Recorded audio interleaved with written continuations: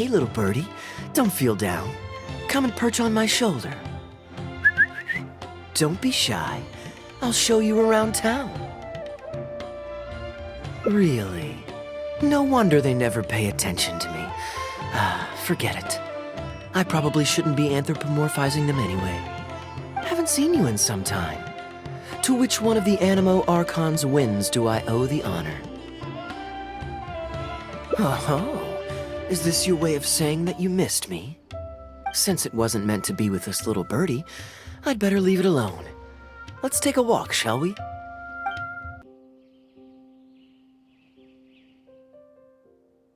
Gundafar, we're in the middle of a war. A matter of utmost Outdoor theater.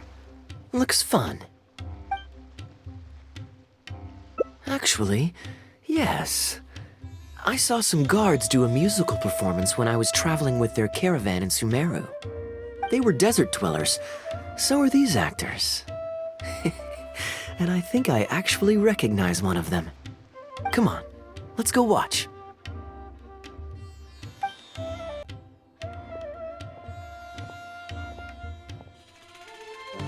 Your Majesty, not only has God bestowed the throne upon you, but your beloved son, Prince Kubad, has led our brave warriors to victory against Frasyav's army. His men have laid down their arms and fled. Frasyav's brazen ambition is no more. He has bowed his head and now presents to your Majesty an offering of treasures and hostages, as well as a plea for peace. My king, this battle has finally restored the dignity of our people. Moreover, with Frasyav's offer of land comes the opportunity to expand our borders, as your Majesty so greatly wishes. His Highness the Prince and I believe this peace settlement will be a great boon to our nation. It is for this reason alone that I have removed my armor and made haste back to our halls from the front lines. My king, what say you to this proposal? Ah, it's the tale of Prince Kubad. Ever heard this one? Don't worry, I still remember the general plot. Let me fill you in on the background while the king deliberates. The main characters are the brilliant Prince Kubad and his war-hungry father, King Kabus. The one talking to the king right now is Gundafar, the prince's tutor. When the prince was young, the king was deceived by a malicious rumor that the prince had mistreated his stepmother. He demanded that the prince walk through a blazing fire to prove his innocence. Miraculously, the prince emerged unscathed, thus proving his innocence. But the seeds of doubt had already been sown in the king's mind. Now uneasy in the presence of his mistrustful father, the prince requested to be sent away to the battlefield where he would fight against Frasyav's army. That's the enemy general we heard them mention just now. This is the part where the prince has won the war and decided to forge a peace with the rival nation. He wrote a letter recommending peace to his father. Oh, it looks like the king's made up his mind. Let's keep watching. Frasyav lost because he did not have the blessing of God. Our God will always watch over us and punish our enemies. Once the bells of war have begun to toll, they shall not cease until the blood of our enemies fills the land. There can be no victory until the last enemy soldier has fallen. If Kubad still wishes to be my son and hold the intaglio I bestowed upon him as proof of his royal blood, then he must obey my command. Your Majesty, I must caution that a nation destroyed is not a fallen city writ large. Now, the loss of one city strikes fear into the hearts of our enemies, compelling them to accept defeat and cede land in exchange for peace. If, however, we insist on bringing a whole nation to its knees, then so long as a single person is left standing, they will see us as their sworn enemy, and one day return to us tenfold the pain that we have inflicted on their nation and family. My king, a people is to their nation as wild grass to the open prairie. Though we burn down the whole field and spare not one blade of grass, roots continue to grow unseen beneath the surface. Come the spring, it is all but inevitable that fresh green shoots will rise up from the ashes. Cease, Gundafar. Your mind grows dull in your old age, filled with naive delusions. we shall have no more need of you on the battlefield. As for my son Kubad, I will summon him back to the capital, so he may be tried by a court-martial. What are you saying, my noble king? Why must you mistrust your own flesh and blood and sink ever deeper into the blight of hatred? When he was falsely accused, you once doubted his honor and made him walk through a raging fire. Did he not prove himself worthy by emerging unharmed from the flames? Now you would turn me away when I seek only to provide the wisdom of counsel. What is the justification for this? The justification is that my word, not yours, is the law of the land. Cease and be gone, Gundafar, so you may spend the rest of your days with your wife.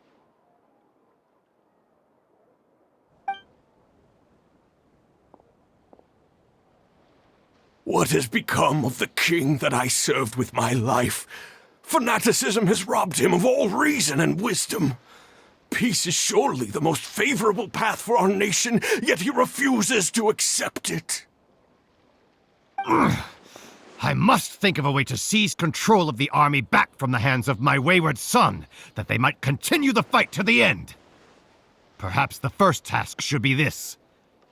I shall send a loyal contingent of warriors to eliminate Frosyav and the hostages he has sent to our palace. Brilliant acting, Darbil. I saw you approaching us in the middle of the scene. I was worried that my performance would be subpar and you'd think I was just making a fool of myself. Not at all. Far from it. Actually, let me introduce you. This is Darbil, the actor for King Caboose. When we first got to know each other, he was still a guard for one of the merchant caravans. Seems like he's now made the switch to full-time acting. Nice to meet you. Any friend of Kaeya's is a friend of mine. To be perfectly honest, I wasn't making all that much as a mercenary. It felt right to me to get away from the danger and live a more stable life. I was already pretty good at telling stories, so I just recruited a few friends and started performing shows all over the country. Full disclosure, we had to put this little stage together using whatever wood and cloth we could borrow. It's really low budget. Anyway, we're all good enough at acting to get through the motions, but none of us are any good at coming up with a script. Everything we tried to write just sounded off somehow. So I got a student from the academia to adapt an old story I knew to make it more appealing to our audience. What do you think? Passable? I could tell that you've had someone tighten up the lines. They turned out very nicely. That's good. Well, as you can see, even now, we still don't have much of an audience. Don't suppose you'd be interested to see the rest of the show? Sure, why not? I don't have anything pressing lined up. And I don't think the Traveler does either. Tickets for 2, please. How much would that be? There's no need for tickets. You could just get some food from Jafar Tavern. We've worked out an arrangement with them. We've actually found a sponsor for this performance, too. He's not too happy about the poor turnout, though. I doubt we'll be able to keep him for the next performance. A real pity. But what can you do, huh? Darbil Asgar still hasn't shown up for the next scene. We should get his costume and sword out so they'll be ready to go the moment he gets here. My apologies. I have to get ready for the upcoming scene. I'll see you from the stage. Would you two like to order some food? What can I get you? If you're looking for recommendations, today's special is the tandoori roast chicken. Bear with us a moment. We're just going to take a look at the menu. I was at Port Ormos discussing some business opportunities, and some crook was trying to pull a fast one on me. Darbil took pity on me and politely asked him to make himself scarce. He's a good guy. A decent storyteller, too. Quite an interesting character. There's a lot of fun to be had if you hang around interesting people doing interesting things. Especially if you're in the company of an interesting friend. That's my secret formula for staying in a good mood. Try it out sometime. You'll see what I mean. Thanks for waiting. We're ready to order now. We'll take you up on that tandoori roast chicken. And let's throw in some desserts, too. 1 each of the rose custard, that tulumba, and the patisara pudding, please. That should see us through the show. We've got good seats, close to the stage, but also not too crowded. We can watch the show as we eat. If I remember correctly, the next scene should focus on the prince. But I won't spoil it for you. You have to experience it for yourself. I don't tend to judge a story's worth by my personal affinity for it. But if you want to know my opinion, I'd say it's a fine tale, with a classical flavor that makes it a story for the ages. History always repeats itself. When you keep this in mind and watch out for the echoes of past events in the present, things that appear unfathomable at first glance become much easier to comprehend. Here you are. The check's on the table, too. Just call me over when you're ready to settle up. No need. I'll pay up front. Here. Keep the change. Thank you, sir. Oh, but this is too generous. Call it a token of my gratitude for the excellent service. The food all smells wonderful, too, so please pass my compliments to the chef. Thank you so much, sir. Let's dig in, traveler. Hey, Kaeya. I'm so sorry, but the actor who plays the prince has run into some difficulties and won't be able to make it. We can't do the rest of the show without him, so I'm really, really sorry, but we'll have to call the show right here.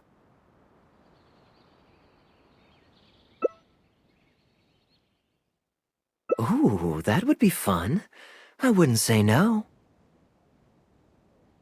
Darbil, would you lose any income if I were to mess this up?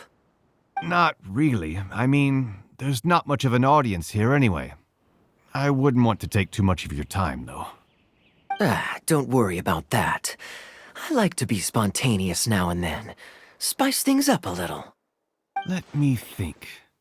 Well, you already know the story, so you just need to memorize a few lines.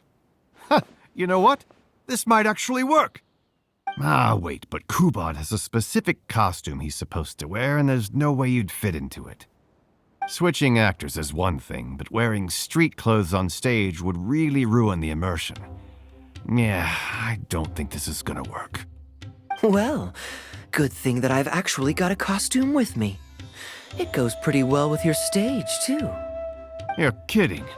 Can you show it to me? Sure. If you can show me the way to your changing room? It's in the restaurant. Follow me.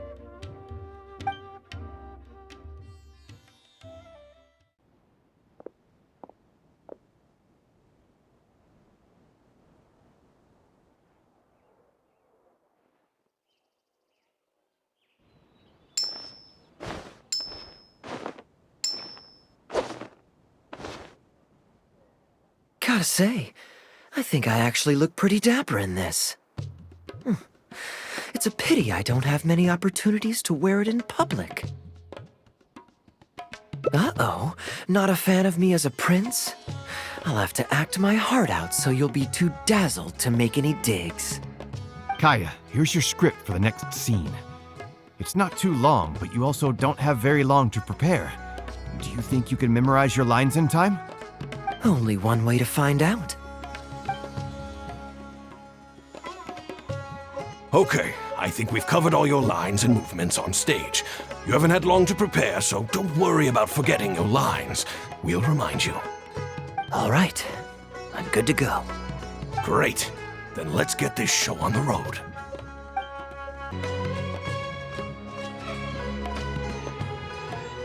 General Kubad, son of Kabus, the fate of this battle is clear. I beg you, please spare my few remaining men. They no longer have the strength to fight back. Frasyav, though you now lead only the husk of a once mighty army, I have no desire to crush your dignity. Even your most savage warriors have no desire to see further bloodshed, and none among your ranks have opposed these peace talks. Nevertheless, I must hear it from you one final time. General Frasyav, do you agree to sign a treaty in good faith and commit from this day forth to peace between our nations? With my army in ruins, I am in no position to do otherwise. But on this, I give you my word. Yes, let us end our hostilities and send our surviving men home to their families. We share the desire to lay down our arms for good and liberate our hearts from the dirge of hatred. Then as God above is our witness, by the authority vested in me by this intaglio of King Kabus, I hereby declare that I will spare your hostages and what remains of your army. May peace be restored to this land, and may these fields of war become a place where crops grow aplenty. My tutor, Gundafar, has already made haste to my father, the king, with the recommendation of a truce. It is my sincere hope that he will see that peace as a path to prosperity and grant me his blessing. Prince Kubad, your name is renowned throughout your land and ours. I will place my hope in your words. One will find on a battlefield no master of ceremonies, nor the paper on which a treaty may be signed. In their absence, let us raise our weapons and swear an oath. I, Kubad, son of Kabus, hereby pledge protection to you and all of your kin. May the oceans be stained red with my blood if I am ever to renounce this oath. Wow, your friend is so dreamy. He's not a real prince by any chance, is he? Hey, Rashana, you don't want to miss this. The good-looking guy who left that huge tip is acting on stage with Darbel's troupe. Darbel's one lucky man. I return, Your Highness. I hope I'm not too late. Have you already promised peace to Frasiav? Nay, I am not so rash as to preempt my father's blessing. I promised only what I could so far, the safety of his kin. My child, I must share with you the gravest news. Kabus has become blinded by fanaticism and hatred, and will stop at nothing to vanquish every last man under Frasiav's lead. How can this be? You mean to say that my father has rejected our proposal for peace? He has indeed. I urged him to reconsider, and for this I was rebuked and dismissed from his service. But far stricter punishment than this awaits you, should you return home with your troops. Please heed my warnings, dear child. I dare not imagine what unspeakable atrocities your father intends to commit. Nay, the truce must stand. I cannot renounce my oath. How can man claim to stand above beast without remaining true to his word? The masses have grown weary of death and conflict in both our nation and theirs. Are we all now to bend to his will and massacre countless more to satisfy a desire that is his alone? When I departed my beloved home to fight in a foreign land, I did so to honor his wishes and for my duty to our people. Alas, is this fate's grand design? Is this fate's grand design? Kaeya, the next line is, "Alas, is this fate's grand design, that I should spend the rest of my days in a foreign land, till I am laid to rest in a grave far from home?" Must it be so? Huh? Wait, that's not part of the script. Kaeya, did you not hear me? My dear audience, I ask you this. Do you believe in fate? If fate decreed that your life was to end in tragedy, what would you do?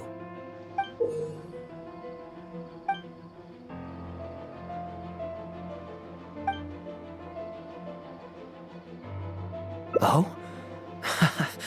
Then so must it be.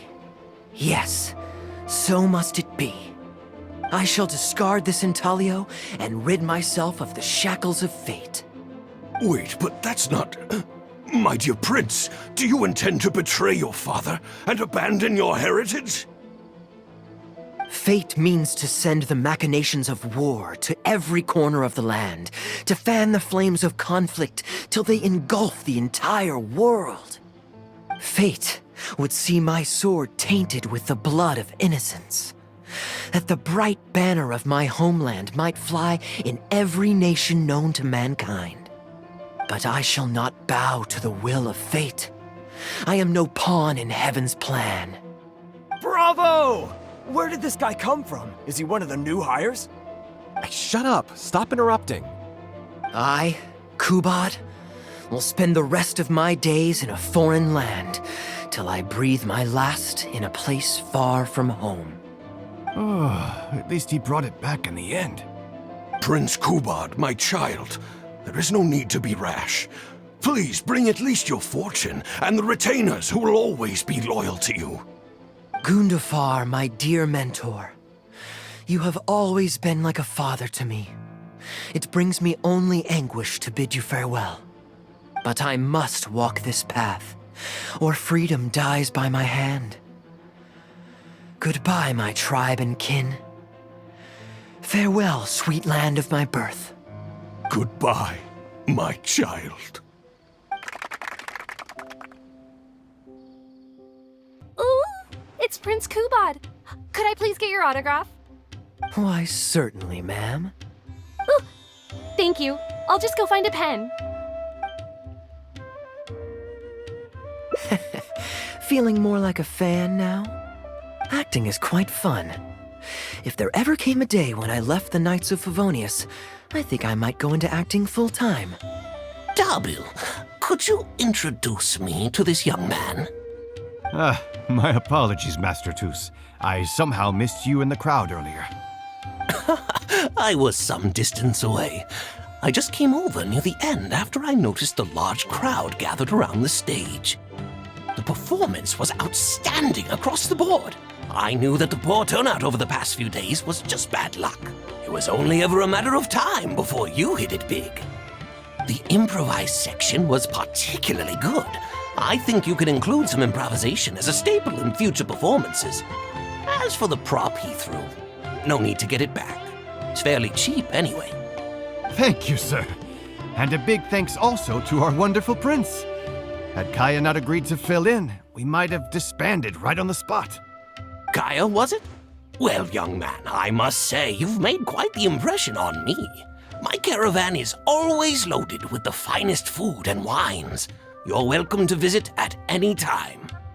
Thank you for the invite, sir, but I'm afraid I've reached the end of my time at Sumeru. I'm sure that my friends and family in Mondstadt must be missing me terribly. Well then, consider it an open invitation. Once you've been bitten by the travel bug, my friend, you'll be getting itchy feet again before too long. My door is always open. If you're ever interested, please ask Darbil to reach out to me. Darbil, we can continue discussions on the sponsorship once you've wrapped up today's show. I'm going back to the inn. Thank you so much, Master Toos. I'll see you shortly. Seriously, Kaeya, thank you for bailing me out again. You're a good guy. May the gods bless you. You know, you should stay for a few more days. I owe you a meal at the very least. Darbil, Asgar is back. He lost track of time playing Genius Invocation TCG. You've got to sort him out. Genius Invocation again? Ah, that does it. That kid's not getting away with it this time. Please excuse me, Kaeya. I will be right back. Sure, there's no rush. Okay, I think they're all gone. Let's slip away now while we can. All right, this should be far enough. Don't think they'll find me here. People were starting to expect a lot of things that I didn't sign up for. Besides, the missing actor is back now. Darbil shouldn't be needing me to stand in again. I don't mind socializing, but compared to chatting over food and drink, I much prefer just going wild on the stage. What about you? Did you enjoy the show?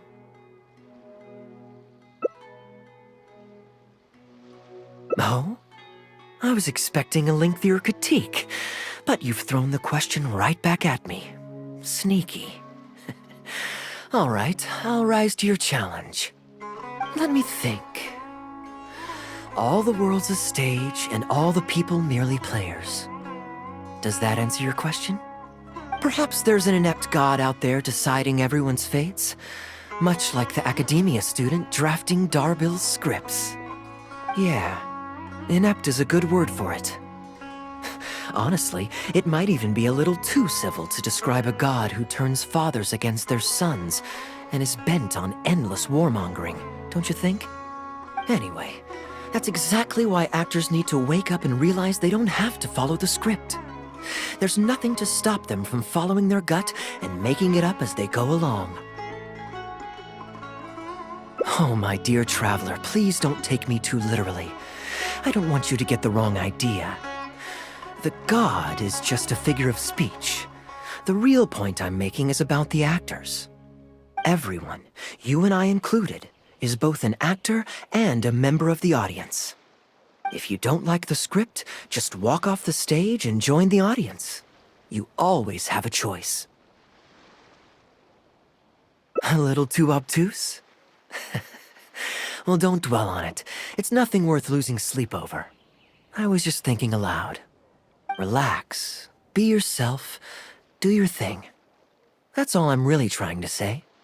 When I did my little bit of audience interaction back there, you had no time to prepare. You had to just say what you thought in the moment. I think those spontaneous thoughts are often the most authentic. And that's why I liked your answer. You're still holding on to the intaglio I threw you from the stage, right? Keep it. Think of it as a souvenir from my improvised performance. It's been the most fascinating day, hasn't it, little birdie?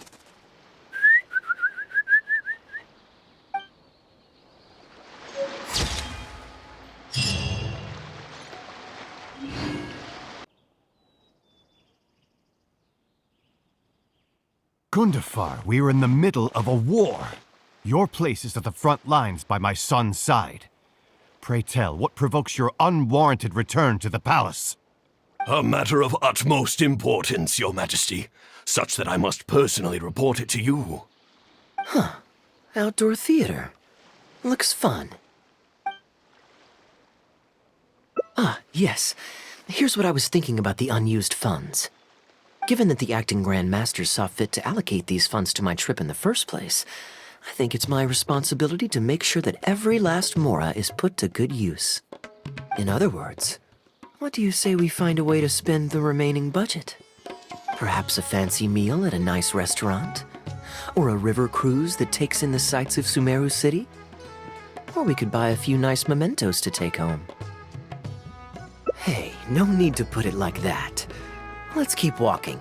We can consider it some more on the road. You're always so busy. It's high time you gave yourself a proper break. Even the sharpest blade loses its edge if it's always in use. Regular maintenance is essential for reliable performance. And anyway, life is short, so we should make the most of the time we have. Right now is the perfect time to relax and enjoy ourselves. And who knows how many other chances we'll get. So come on, what do you say?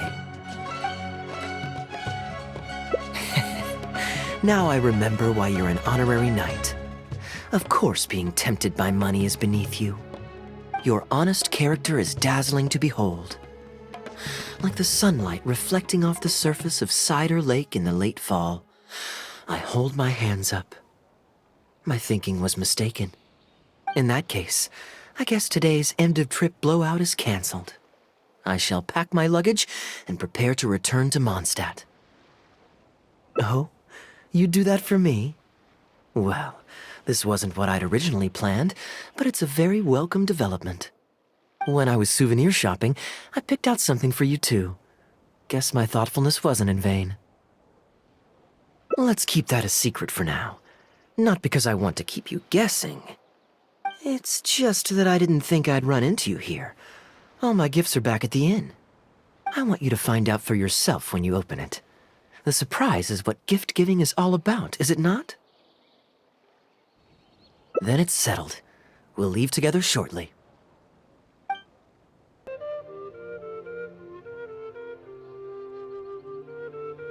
Look, Mondstadt's windmills. Ah, such a comforting sight. Now, as promised, your souvenir. Here you go. According to the merchant I bought it from, mysterious spirits called Jinn often live in lamps like this.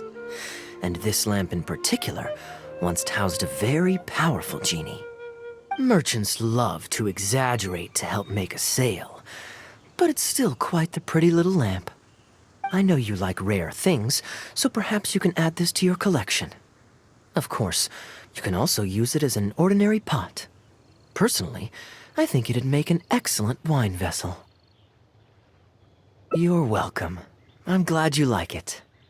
I'm ready to head into the city now. You're free to join me, or you can make your own schedule. I could give everyone their souvenirs first, but I'm not sure whether I'm in the mood for running around and visiting people right after the long journey. Maybe I'll take a breather first. But I know I'll only get bored sitting in my room alone. Ugh. Do you have any suggestions? I'm honored to have such a caring friend. Let's go to the plaza in front of the cathedral. We can listen to the bards playing or feed the pigeons. After so long in Sumeru, I've begun to miss that slow-paced and relaxed atmosphere. There's no rush. We can take our time and stroll on over. Port Ormos is always lively, even late into the night. People there go to bed much later than I imagined. Quite a stark contrast with Mondstadt. People pray and play music in the cathedral plaza during the day, but come nighttime, the streets are deserted except for the knights on patrol. Good question. Life in Sumeru is never dull. Last time I was out drinking on the street at night, some passing mercenaries invited me to dance. Although, I did learn later that that kind of thing is highly unusual even there. They must have been in a very good mood that night. They taught me a lot of songs that they usually sing during feasts. It really was a fun night. But be that as it may, I think I'm more suited to the free and easy life in Mondstadt. Simple, honest folks like me, we don't need much to be content. Fair enough. Let's shelve that discussion for now. Have you ever had a chance to hear the cathedral choir before? The hymns they sing are a whole tradition in their own right. Quite different from the folk songs that the bards play. Well, let's see if we can catch them today. Sister Grace is right there, so we can ask her about the choir's schedule.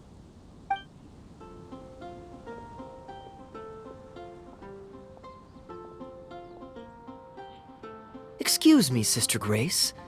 Does the church choir have any performances coming up soon?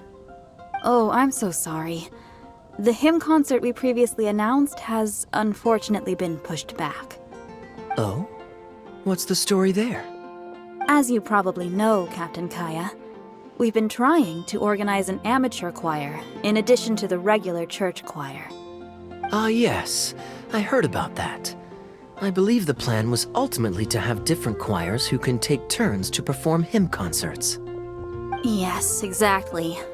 Well, it turns out there are plenty of believers who are good singers and interested in joining a choir, so in theory, it should have been a simple case of getting everyone in the same room, then practice, practice, practice.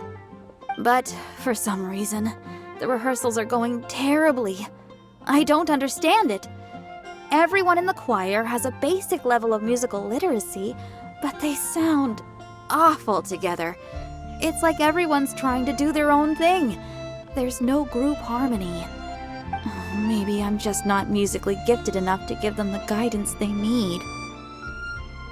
Captain Kaeya, I know you like listening to hymns. How good is your understanding of vocal music? Me? Music is far from my forte. But if you need some help, then don't worry. I know an expert who's more than up to the task. Thank you so much, Captain Kaeya. Having some expert guidance will definitely be a great help. Good day. Drinking alone? I hope you don't mind us joining you. Hello, hello! Please, take a seat. We're all friends here. Patton, one moonlit alley and an apple cider.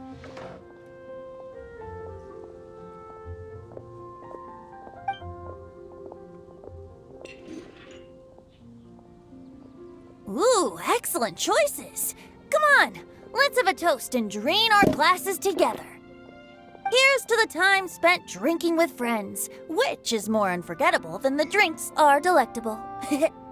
Ever the poet, Professor Venti.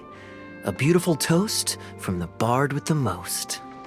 Any new songs of yours we could listen to? There's a real dearth of quality entertainment at the moment, since the cathedral's choir performance has been delayed again.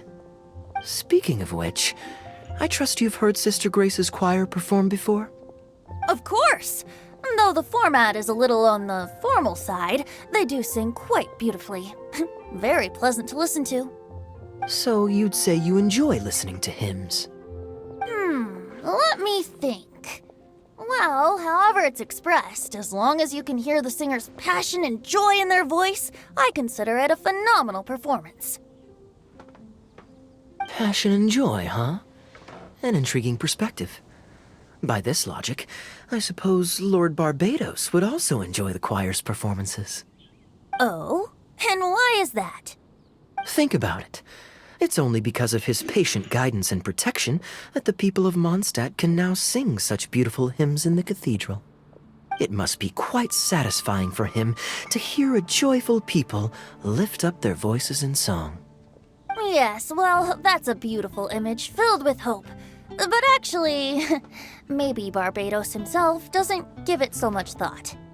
In principle, the hymns of the cathedral are dedicated to a god, but in reality, the audience are all ordinary people with very worldly concerns. So what really matters is that the people enjoy what they're listening to. If Sister Grace was able to see things that way, perhaps she wouldn't feel so distressed. Huh? Distressed? About what? Ugh, she might be asking a bit too much. To be honest, if they have a natural talent for music, they should just be allowed to sing whatever they want. It'll all sound good. I'm pretty sure the first people to sing songs to the Animo Archon weren't all singing the same tune. Besides, he is the god of freedom. Surely he'd prefer to hear Mondstadters sing their hearts out however comes naturally to them. Well, to each their own, I say. But Sister Grace seems quite bothered by the whole thing. If only a kind soul with a deep understanding of poetry and music could help her. Patton? More drinks? Uh-oh. I only brought enough money for one bottle today. I'll have to pass. Another bottle of apple cider for Venti, please, Patton. My treat. Wow! Thanks, Kaeya. You were one of the finest students ever to emerge from my fast-track love poetry class. I always did admire your enthusiasm and kindness. With the aid of this bottle, a humble bard's woes are whisked away on the wind. And so it falls to this humble bard to pass the blessing on to another. Then this is probably the single most worthwhile alcohol purchase I've ever made. With your help, Sister Grace's problems are as good as solved. Sister Grace is a devout follower of the Animo Archon. Perhaps it's her depth of devotion that causes her to worry too much about the smallest things. Don't worry. Just wait a moment. I'll go find her. Right after I finish this cider. The next time you visit her, our sweet sister shall be sad no more.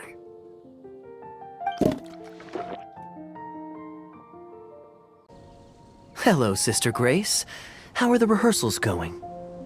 Captain Kaeya, your bard friend has a few suggestions that are somewhat fanciful in nature. Fanciful in the sense of not worth adopting? Is that what you mean? Everyone in the choir loves to sing, but they're used to singing their favorite songs. Suddenly asking them to sing in perfect harmony like a church choir with years of experience is just too difficult. So, why ask them to adjust to the demands of those staid old church hymns when you could just create a new song for them? One that they'll be able to grasp quickly? If you want, I could help. Church choirs typically stick to traditional hymns. This is certainly an innovative idea. What's stopping you from considering it, Sister Grace?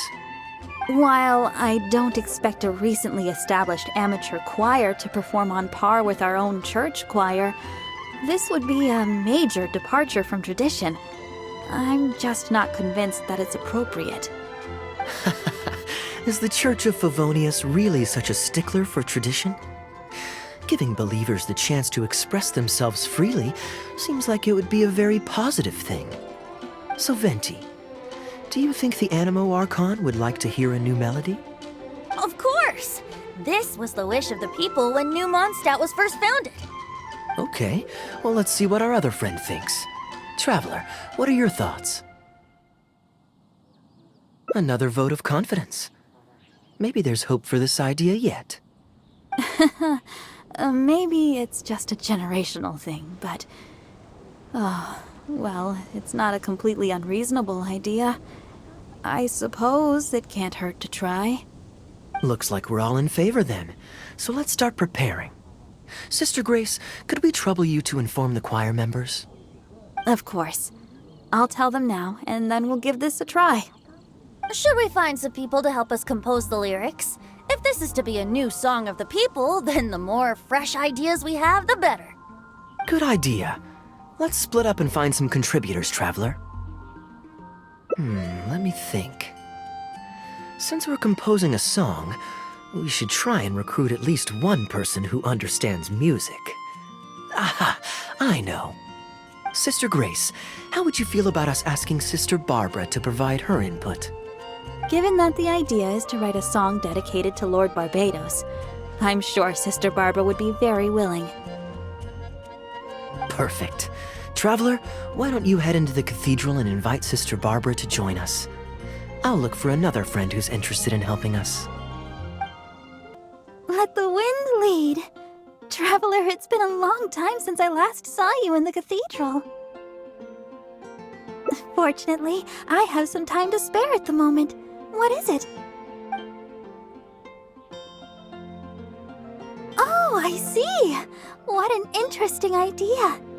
The hymns we know today have been passed down to us through the ages. Very few people would ever think to create a new one. But as long as we put our hearts into it and write with reverence and devotion, perhaps our new song can become part of the tradition that is passed on and bring joy to future generations. I never imagined that the Bard would come up with such an amazing suggestion. I'd really love to be a part of this. Sure, let's go there together right now.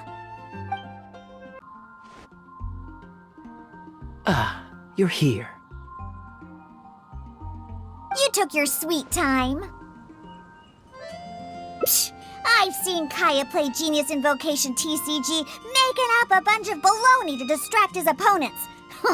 He's a trickster, plain and simple. So now, I gotta check with you guys to see if what he's saying is true. Can we really write about anything we want in this song? Even the evils of Mondstadt's wine industry? And is the choir really gonna perform it publicly? So everyone on the streets will hear it? I don't think anything's off limits. I thought it was a fun idea anyway. Then I want to write this. All booze hounds will be punished harshly by Lord Barbados.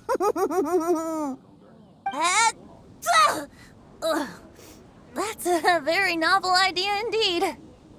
I'm used to just humming to myself while I work. So after Sister Grace criticized us for not singing in harmony, I was planning on quitting the choir. I never thought we'd be able to just sing what we wanted. Whew, what a relief. Plus, we get to write a song with Sister Barbara. I'm so honored! Thank you, everyone. Why don't we start by picking a theme for this song? I agree. Traditionally speaking, the theme should be Praise be to the gentle and loving Lord Barbados. I expect that Professor Venti might feel that topic is overdone and lacks originality, and that it may not be to Lord Barbados's liking. That's Kaeya for you. Got it in one. I'd suggest that everyone start by thinking of the little things in life that bring you joy. Ooh, well then can I praise the perfect fish head soup my mom cooked last night? Of course you can! I think I'd like to rejoice in the precious days spent together with family. Let us praise Mondstadt, the city that allows us to sing freely. See? Already we have lots of wonderful ideas! Let's write them down, and then Kaeya can... Kaeya? What are you doing here? Didn't want to participate in the discussions? I just wanted to take you to hear a performance, but that obviously didn't happen thanks to the problems with the choir rehearsals. The rehearsals are now back on track, so I've done my part. If I stay here any longer, I'll probably get roped into singing with them. I'd rather it didn't come to that. My songwriting abilities are limited. If doing nothing but loitering on the plaza enjoying the scenery all day is the only way to relax, then I suppose I didn't get to relax. But that would get boring after a while. To me, it's more fun to wander around, see what's happening, and insert myself into interesting situations. Besides, can you be so sure I didn't have something to gain from helping Sister Grace with her choir rehearsal dilemma these past few days? Oh, I spy 2 naughty students skipping class, and they just so happen to be the very 2 who asked me to help Sister Grace in the first place. We're ready to review and discuss everyone's lyric contributions now. Hey, why is it that you look like you're trying to run away? I still recall the teachings of Professor Venti. The Animo Archon cares not about how moving the people's songs of praise are, but rather whether or not the song comes from the heart. With so many true believers gathered together earnestly writing a song for him, I'm sure the Animo Archon is watching on and feels very satisfied. That's what a song of worship is all about. So, mission accomplished. And that's the reason you've decided to leave? Slipping away before the final verse is sung, before the poet has uttered the last line, before everything has concluded. I don't know. Something about it just resonates with me. Oh no, you've seen right through me. Wow, that was a craftily crafted speech. I almost fell for it. But to share all this with a group of friends, only to find myself one friend short before the final verse is sung, before the poet has uttered the last line, before everything has concluded, I don't know. Something about it just irritates me. If you don't want to write a poem, then let me gift you one.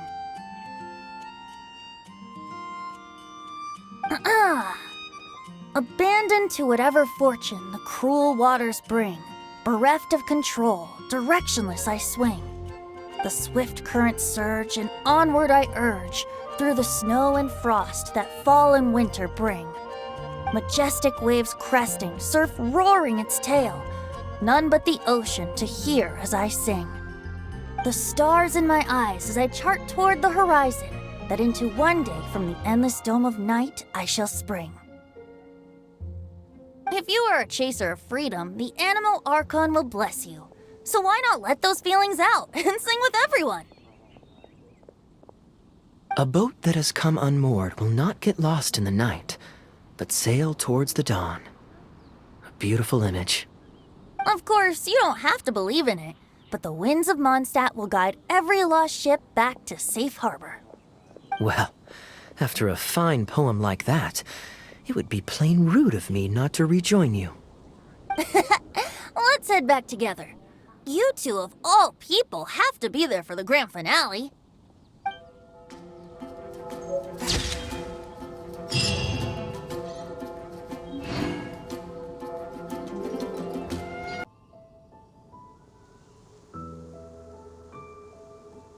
Look, Mondstadt's windmills.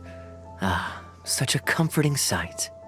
Now, as promised, your souvenir. According to the merchants, I know you like rare things, so perhaps you can add this to your collection. Of course, you can also use it as an ordinary pot. Personally, I think it'd make an excellent wine vessel. You're welcome. I'm glad you like it. I'm ready to head into the city now. You're free to join me, or you can make your own schedule. I could give everyone their souvenirs first, but I'm not sure whether I'm in the mood for running around and visiting people right after the long journey. Maybe I'll take a breather first. But I know I'll only get bored sitting in my room alone. Ugh. Do you have any suggestions? Yes, I suppose. Okay, souvenir run it is. They're mostly people you know, so it'll be a chance for you to say hi to some people you haven't seen in a while. Let's start by going to the Knights of Favonius headquarters. Jean and Lisa will definitely be there, and with any luck, we might run into a few others too.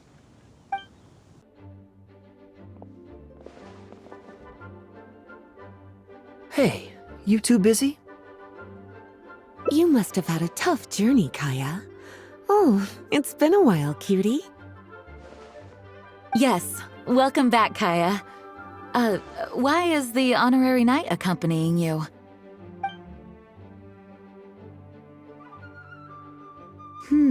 I understand. Back to matters at hand, Kaeya. I have already received your report. You did well this time, thank you. A few days ago, we received a letter from the representative of the Wine Merchants Association in Sumeru. It was thanks to your on-the-spot decisions that further losses, due to continued delays, were avoided. Just doing my duty. Anything to reduce the acting Grandmaster's workload. Oh, I nearly forgot. I have some unused travel funds. I'll return the surplus now. Given the suddenness of the situation and the difficulty in resolving it, I authorized a greater than normal disbursement in case of unforeseen circumstances. But I didn't think there would be this much left over. Thank you, Kaeya. Just doing the right thing. But I'm not actually here for a post-trip debrief. I brought some souvenirs back for everyone. Souvenirs from Sumeru? Here, the letter opener is for Jean, the jeweled brooch is for Lisa, and the items in the box are for everyone else. The artistry of this is exquisite. Look at the ornamentation on the sheath. This must be one of those crafts unique to Sumeru. It's my first time seeing one in person. Thank you, Kaeya. I love the color of the gem in this brooch, and the setting is so elegant. You have excellent taste, Kaeya. This can't have come cheap. It wasn't too bad. I didn't spend too much. Might I intrude a moment? Albedo, is that you? Come in. I finished the latest quarterly expenses report for the workshop. It's ready for your review. Traveler, greetings. And Kaeya, welcome back from Sumeru. I haven't seen you in a while. You two look like you're in good spirits. As a matter of fact, the honorary knight and I traveled back from Sumeru together. Ah, yes, and I brought some souvenirs for you and Klee. They form a set. Hold on, let me dig them out. You're too kind. Klee has been constantly inquiring as to the timing of your return lately. Since you weren't around, she thought you had also been grounded, and that it would be a long time before you could come out. Children always have the most peculiar way of looking at things. Also been grounded? Sounds like things haven't been too dull for you all in my absence. It's Klee's third time this month. Evidently, you're not the least bit surprised.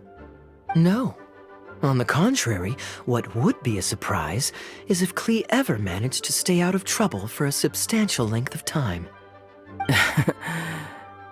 Anyway, since my souvenir is part of a set with Klee's, there's no rush to give it to me. When Klee's next, released, I'll bring her to see you sometime. We'll collect our souvenirs together. Sure, makes sense. Leave the surprise for the person who'll enjoy it the most. I'll leave these documents here. I'll take my leave now, everyone. Kaeya, I've approved your vacation request. Use this time to relax and unwind. Don't worry about the report and other work. I'll take care of it. You too, Honorary Knight. There isn't any work the Knights of Favonius require your assistance with at this time, so please take it easy. Thank you. Then we'll be going now. Enjoy your vacation. But don't forget to return the Fox and the Dandelion Sea series before it's due. Don't worry, I'm nearly done with those. I'll be able to return them in a few days. I'm surprised Klee still hasn't escaped. I taught her a few tricks just before I left. Kids will always have their moments of mischief, but to be able to grow up without a worry or care in the world is something truly precious. Well, now that all the gifts for the Knights of Favonius are with Jean, next up is... Ooh, how about we visit the Dawn Winery under the pretext of delivering souvenirs and try to score some free wine? It's been a long time since I last saw everyone there. Plus, it'll be the perfect time to treat you to some of their newest brews. Diluc should be there tomorrow since he has business to deal with. But then there's nothing scheduled for the day after tomorrow, so perhaps it'll be easier to get free wine then. What do you think? When should we go? That works. Then I guess we'll see Diluc. Let's meet at the front entrance of the Dawn Winery tomorrow. You made it. Come on, let's go inside. Brace yourself for some sour grapes. If you're not feeling well, then let me go this time. Oh, I'm fine. It's not serious. Oh, I'm sorry. I hope I'm not interrupting anything important. What are you doing here today? And I see you've brought a +1. Oh, it's nothing particularly pressing. It's just that we recently returned from Sumeru, and given how long it's been since we last visited the winery, we thought we'd drop by and say hello. Is that it? Make yourselves comfortable then. Oh, do you really mean that? Because my definition of comfortable happens to involve prodigious amounts of your finest wines. Speaking of which, I'm curious where you store the wine these days. Is it the same place as it always used to be? Sounds like you're in a hurry to reach your goal. Been plotting this raid for a long time? Plotting a raid? Why, you misunderstand me. The truth is, a rumor happened to reach my ears recently. My informants tell me that last month, the Dawn Winery spent a large sum of mora on 2 bottles of limited edition Northland Valberry liquor. However, it turns out that they were likely just cheap knockoffs masquerading as the real thing. Of course, a teetotaler like yourself would struggle to tell the difference. So why not get a connoisseur to help you appraise the quality? Oh, wait. But the sterling reputation of Dawn Winery is at stake. Why, if you really purchased bootleg liquor, that would be scandalous.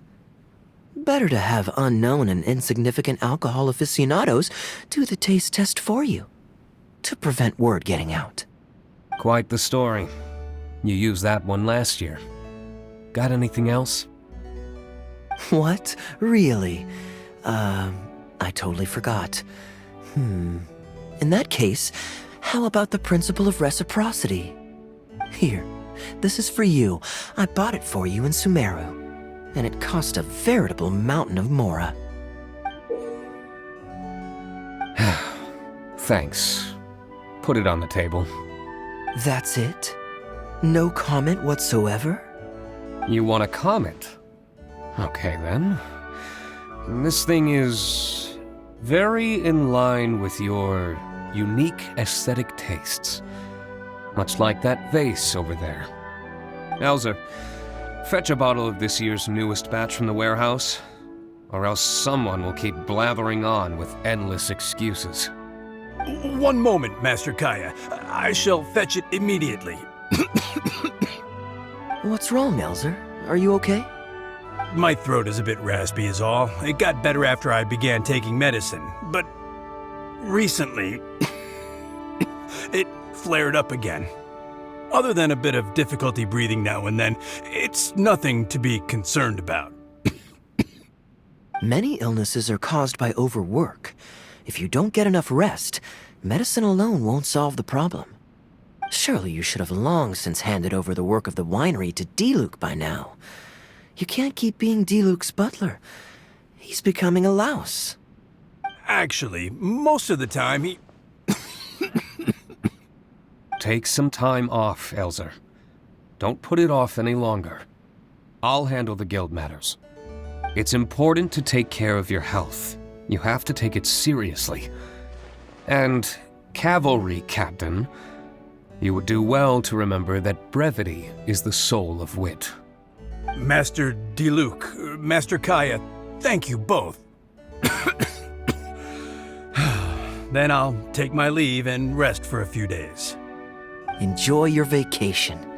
Though, before you officially clock out, let me head out the door with you. We can grab a few bottles on the way. There's nothing quite like enjoying a quality wine while feeling the gentle breeze against your face. Ah. Normally I'd accompany you, but unfortunately I still have some pressing matters to take care of. My apologies and regards to both of you. Really? Oh, that's a shame. I asked Connor to select a bottle of our best.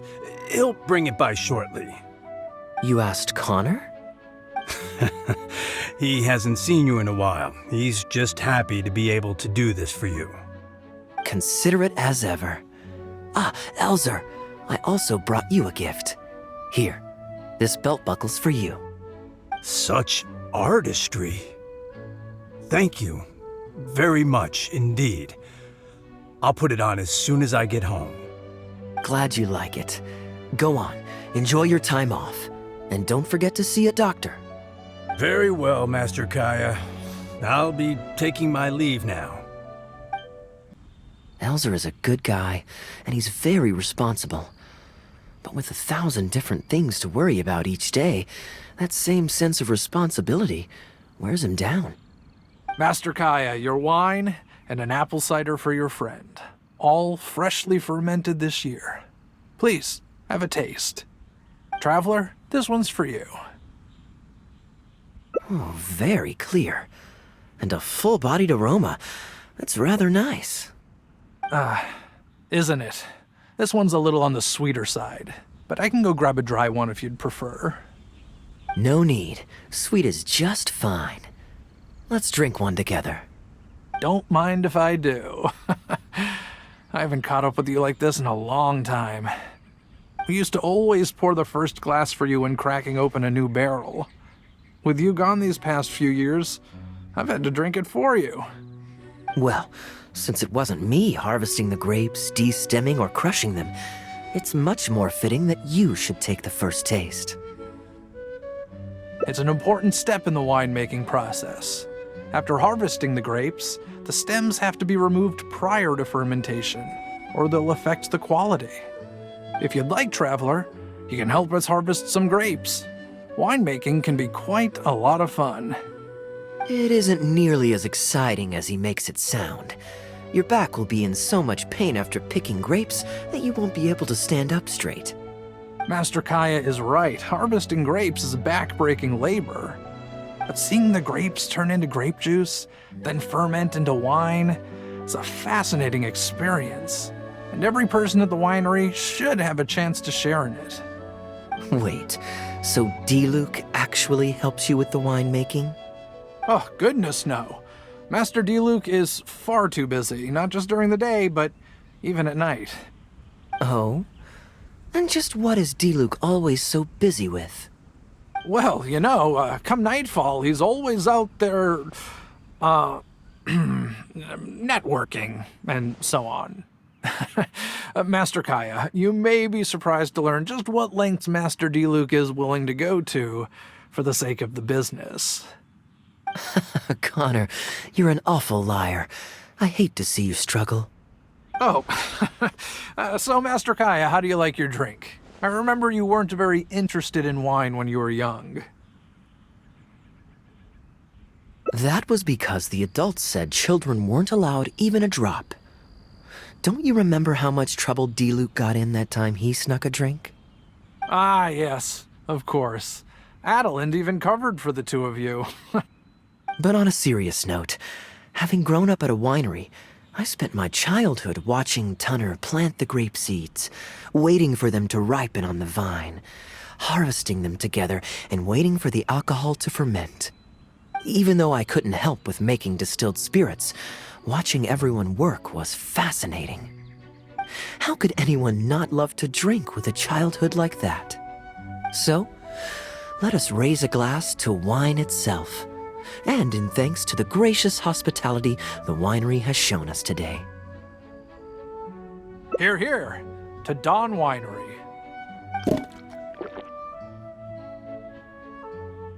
Speaking of wine, Connor, I have a gift for you. It's a decanter set from Sumeru. I get a present too? Thank you, Master Kaeya. Time really does fly. I still remember the days when everyone was giving you gifts at your birthday parties when you were young. Now I have wrinkles and Tunner's bent double, while Master Kaeya is the cavalry captain of the Knights of Favonius. How is Tunner holding up? He's still tough, but getting on in years, so some things just aren't as easy as they were. But he's used to doing things his way and doesn't trust new employees to do it for him. A lot of the temporary workers I hired quit because they couldn't handle how picky he was. Master Kaeya, if you have time, why not go talk to him about it? You're probably the only person he'll listen to besides Master D-Luke. I definitely owe him a visit. I haven't seen him in some time, and I do have fond memories of the days when he was teaching me to pick grapes. Busy day today, Tunner? Oh, Master Kaeya, you're back. No, I'm not at all busy. I just spend my hours watching the grapes growing on the vine. They're growing wonderfully this year. A few rows are almost ripe. We've already begun harvesting them these past few days, so that'll keep me occupied. Sit. After we're done picking, I'll bring a few bunches over for you to try. No need. We were just drinking with Connor, and our stomachs are so full of wine that we couldn't eat a bite. What about your friend? Doesn't he want to try? Allow me to introduce the honorary knight of the Knights of Favonius. Ah, the honorary knight in the flesh. There are so many talented people in the Knights of Favonius. You all have bright futures ahead of you. Harvesting grapes is hard work. Let me help you. Do you still remember how I used to help out when we were short-handed? I believe I do. In that case, I'm counting on you. What's this? Everyone's clamoring to do manual labor? Well, suits me. More help is always appreciated. Come with me, young lad. I'll tell you which grapes are ripe enough, and you can pick them. I'll take them. Good job. Master Kaeya left the winery and moved to Mondstadt. Just like my own son, Guy. He left home to join the Knights of Favonius, too. I don't know him like Miss Adeline or Master D-Luke do, but I know that no matter how old your child gets, they always need a home they can come back to. And without family by your side, you at least need the companionship of friends. I've been working here for decades and watched him grow up with my own 2 eyes. Sometimes I get the sense that there is something bothering him, something deep-rooted. But he guards his secrets closely. Or perhaps he just doesn't want to involve us. After all, I doubt that we could help him. I can see that you have a good relationship with Master Kaeya. Please look after him. He's very dear to us. Hearing that puts my mind at ease. You're a good child. Thank you. Wonderful! Wonderful! Knowing that he has a friend like you, we here at the winery can be happy for him. You're looking very happy, Tunner. Was the traveler telling you some jokes? No jokes. I've received a letter from my son, Guy. He's really going places. I'm so delighted. Master Kaeya, honorary knight, My eyesight is fading in my old age. Could you read it out for me? Of course. Thank you both.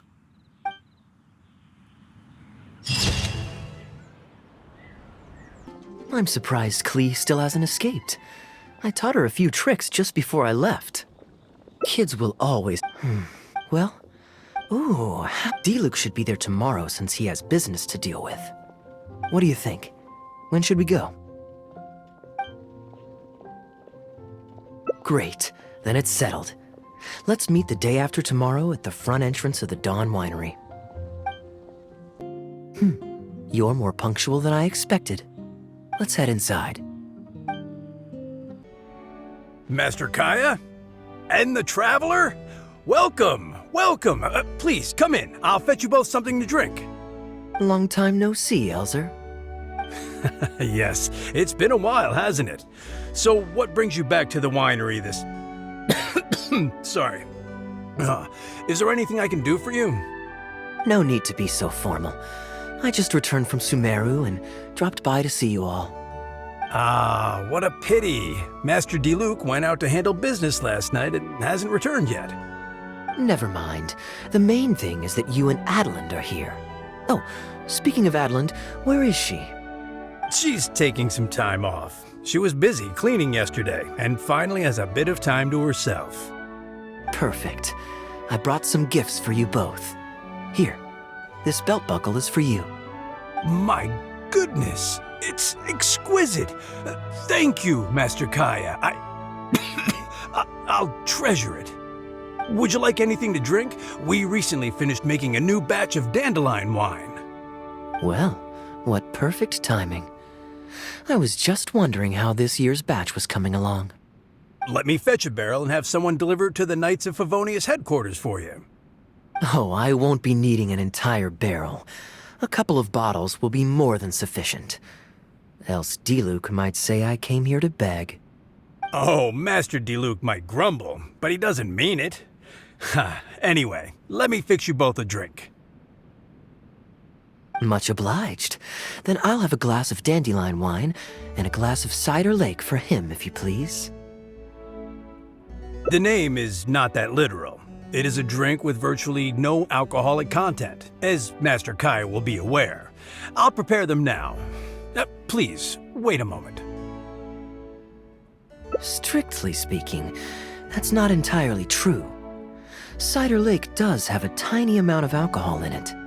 Please, enjoy.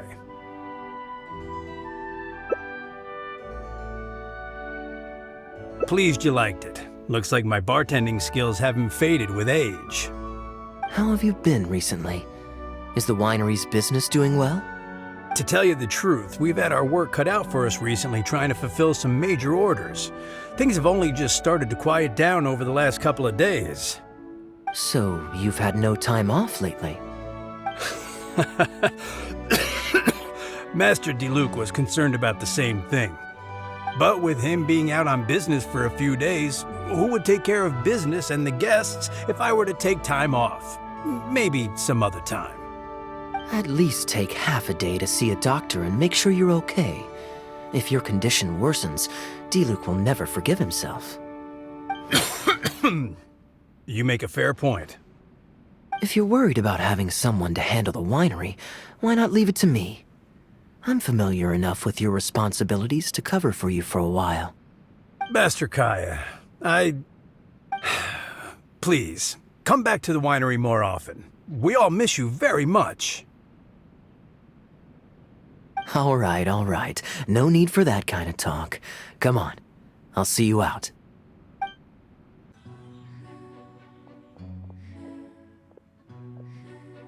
While I'm resting, I shall leave Dawn Winery in your hands. Don't worry. I'm not going anywhere. Rest easy. And go see the doctor. Such great weather today. A calm breeze and delicious wine.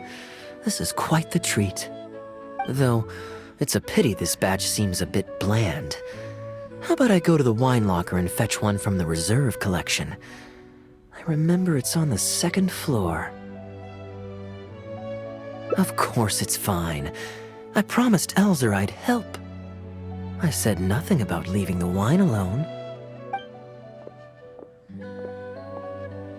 Sorry, I'm a little late to the welcome party, but I believe I just heard the words wine locker and reserve collection. Planning on pilfering a bottle of reserve, Master Kaeya? The reserve collection is reserved for a reason, you know. You should at least run it past Master Diluc first. Oh, Adeland, surely you misheard. We were simply taking a walk around the house.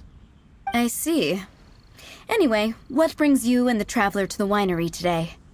We just returned from Sumeru. It's been a while, so I thought we might drop by and say hello. And perhaps enjoy a complimentary drink while we're here. Surely you wouldn't object, Adeland. How could I object? We're simply happy that you've come back to see us. Oh, Adeland, I also brought some gifts for you all. This bottle of essential oil is for you. If you rub it on your hands when it gets cold, your skin won't crack. Oh my! I can't believe you remembered something like that. Of course I remember. You always took such good care of me when I fell sick as a child. In comparison, this is nothing. You're all grown up now, and you don't get sick nearly as easily. You don't need me to look after you anymore. True, I don't get sick as much.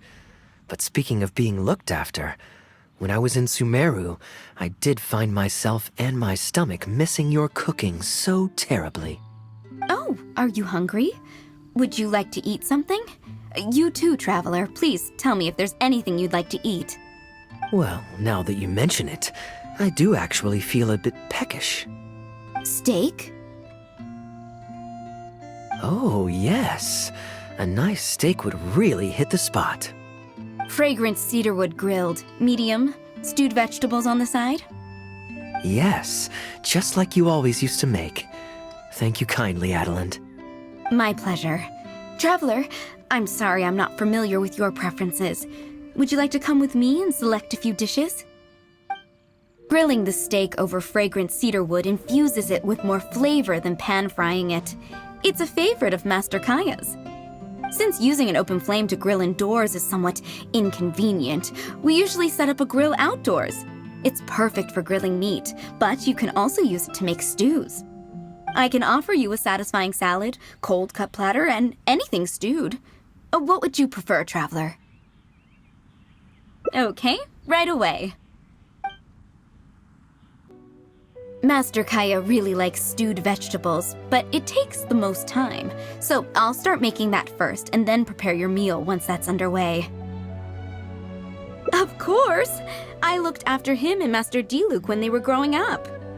He wasn't always such a complicated character. He was a gentle child, polite and very sweet. Boys, huh? The gentle ones grow up to be wild, and the rambunctious ones become quiet and reserved. At least that's my experience. If there's anything you don't understand about Master Kaeya and his antics, please feel free to talk to me about it. His temperament has changed quite a lot over the years, but he still has a lot of the endearing qualities I remember. Kaeya is much savvier and more mature than he used to be. Goodness knows he could be tricky to deal with. But let me share a few little tips.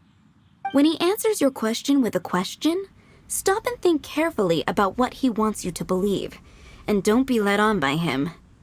As for not knowing what he's up to, that's because he loves making up a good cover story. But don't let him get to you too much. You can take it from me. You were drinking a cider lake just now, right? Do you know why it's called that? The name was coined by none other than Master Krepus when he mixed the drink for Master Kaeya himself. Oh, they were adorable when they were young. One time, the winery was hosting a banquet, and Master Krepus strictly forbade Master Diluc from drinking. Master Diluc wasn't happy about that, and he convinced Master Kaeya to team up with him and sneak into the wine cellar to steal some dandelion wine. And how did I find this out? because when Master Kaeya attempted to distract me, I could clearly see Diluc hiding around the corner of the corridor, gesturing to Master Kaeya to direct him through the whole thing. The Captain Kaeya of today never bats an eye when he lies, but he wasn't like that at all when he was young. Oh, goodness, how did I get into this? Anyway, they were discovered by Master Krepus in the end, and he was furious. He punished Master Kaeya by making him write lines, and Master Diluc was forced to clean the wine barrels in the cellar. The wine cellar had over a dozen large wine barrels to scrub, and Master Diluc was just a child. There was no way he could finish it all by himself. Master Krepus really meant to teach him a lesson. I'd originally planned to secretly finish off the work for him, but when I peeked inside the cellar, I found that Master Kaeya was already there. He and I finished scrubbing the remaining barrels when Master Krepus saw that the bruises on Master Kaeya's hands were even darker than those on Master Diluc's hands. He instantly understood the situation. Master Krepus wasn't stern by nature, so to comfort Master Kaeya, he mixed him a drink and added a few drops of alcohol just so he could have a little taste. So you see, Kaeya was a gentle child and never one to boast about the things he did for other people. Sometimes he'd even deny it if asked. His friends have a special place in his heart, even if he keeps this to himself. Kaeya's quite a smooth talker these days, but I can tell that his habit of quietly helping others hasn't changed. Ah, good. Okay, the stew is nearly ready, but the meat and the other dishes will need a moment. Please wait at the table. I'll be over shortly. Drinking fine wine, eating Adeline's steak? Ah, now this is what I call a vacation. Oh? What has Adeline been telling you? So she told the good stories. Well, shucks. Now I'm embarrassed. Food's ready. I hope you're hungry. I made a little extra, given how long it's been since you were last here. Oh, we never imagined there would be such a magnificent feast. You've really outdone yourself. Why don't you sit and eat with us this time? If you keep chatting away, the food will get cold. I'll wait here. Please call me if you need anything. I'm afraid that just won't do, Adeline. I'm serious. We get together so rarely. Can't you bend the house rules just this once? After all, I don't live here anymore, so I'm just a regular guest. You aren't going to refuse your honored guest this small request, are you? Since it's you, Master Kaeya, I see no choice but to honor your request. I know that us sharing a meal is a sign of our close relationship, but this is technically against the rules for a maid, so please forgive me for rebuffing you at first. I didn't mean to sound rude. Traveler, given how petty Master Kaeya can be, it must be hard for him to make friends. Does he have any friends in the Knights of Favonius? Looks like my efforts have paid off. See, Adeline? Hello, everyone. Pardon me, but is this Dawn Winery? I'm Guangzhe, a guard with the Secure Transport Agency under the Leo Communications Office. Here's my card. No wonder Elzer felt so strongly about staying. He certainly wasn't kidding about how busy it is. Mr. Guangzhe, a pleasure to make your acquaintance. The pleasure is all mine. The Secure Transport Agency has worked with your fine establishment in the past, though we have only corresponded through letters. I always found it a great pity that I, the overseer of our cooperation, have never had the occasion to visit in person. Why don't we go inside to discuss the details? No doubt the conversation will flow better with some of our wines to taste. Adeline, we'll continue our discussion later. Could you fetch some apple cider for the three of us? Certainly, Master Kaeya. Please wait a moment. And how might I address you, sir, as well as your... Just Kaeya is fine. I'm standing in today for Elzer, who usually manages the winery's business. And this is my good friend. A pleasure to meet you as well. I'm not just here today to pay a visit. I actually have an invitation for Master Diluc to cut the ribbon at a ceremony to celebrate our agency's business. Our collaboration with Dawn Winery last year was quite successful, and I was curious about your product shipment plans for the next quarter.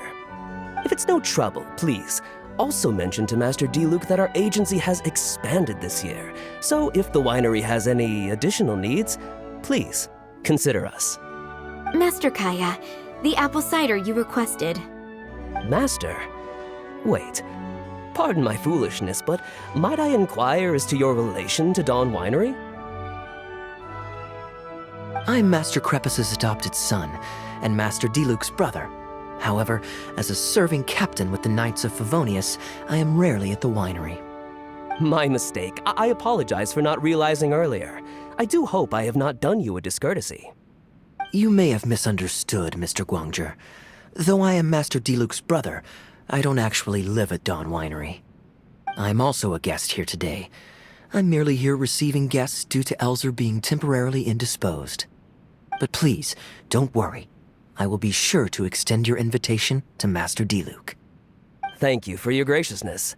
I knew the Dawn Winery's wines were delicious, but I am only now discovering how wonderful the apple cider is. It has a clear and inviting fragrance. In addition to the apple cider, the winery has an extensive collection of reserve wines and liquors. I see you are also a connoisseur of fine wines, so it would be a shame not to sample some. Adeland, please fetch a bottle from the reserve collection in the second floor wine locker.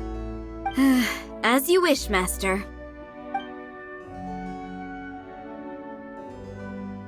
Thank you again for your most gracious hospitality. Today's trip was very fruitful. Now, allow your humble servant to take his leave. Please, it was a pleasure. Here's hoping we'll have a chance to share some more fine wines together in the future. The guest has left, Master Kaeya. It's no skin off my nose. Master Diluc may have a few choice words when he learns of the situation, but that's all. All I really wanted to say is, you will always be a part of the Dawn Winery family, Master Kaeya. I have never considered you an outsider. No matter when, if you ever feel tired, you'll always be welcome here. I understand, Adeland. Oh, now this is a busy day. Who's at the door this time? Hello, everyone. I'm back. Now that was fast. How are you feeling? The doctor said there was nothing to worry about. I just need some rest. But on the way back, I met someone who was looking for Master Kaeya. Kaeya! Shh! Klee's here to rescue you! Come on! Let's escape! Mr. Honorary Knight! Are you grounded with Kaeya too? Grounded? Yes, Albedo was saying something about that. Sumeru was fun, but it can't compare with Mondstadt. So here we are. You two must have done something to make Jean mad, but that's okay. Kaeya has rescued Klee loads of times before, so when Albedo told me you came back, I went and said sorry to Jean. Kaeya, you're free now! We can go play together again! Oh, if my memory serves me correctly, this child is... This is a fully qualified Knight of Favonius, Klee. Hello, miss. I'm Klee. We're sorry. Please don't ground Kaeya. What? I really need to take Kaeya and Mr. Honorary Knight away, so we can go find Albedo, Sucrose, Amber, and everyone else and play together. I see. Hello, Miss Klee. You needn't worry. Master Kaeya's grounding is long over. See, Adeland, you don't need to worry about me. I have lots of people to care for me now.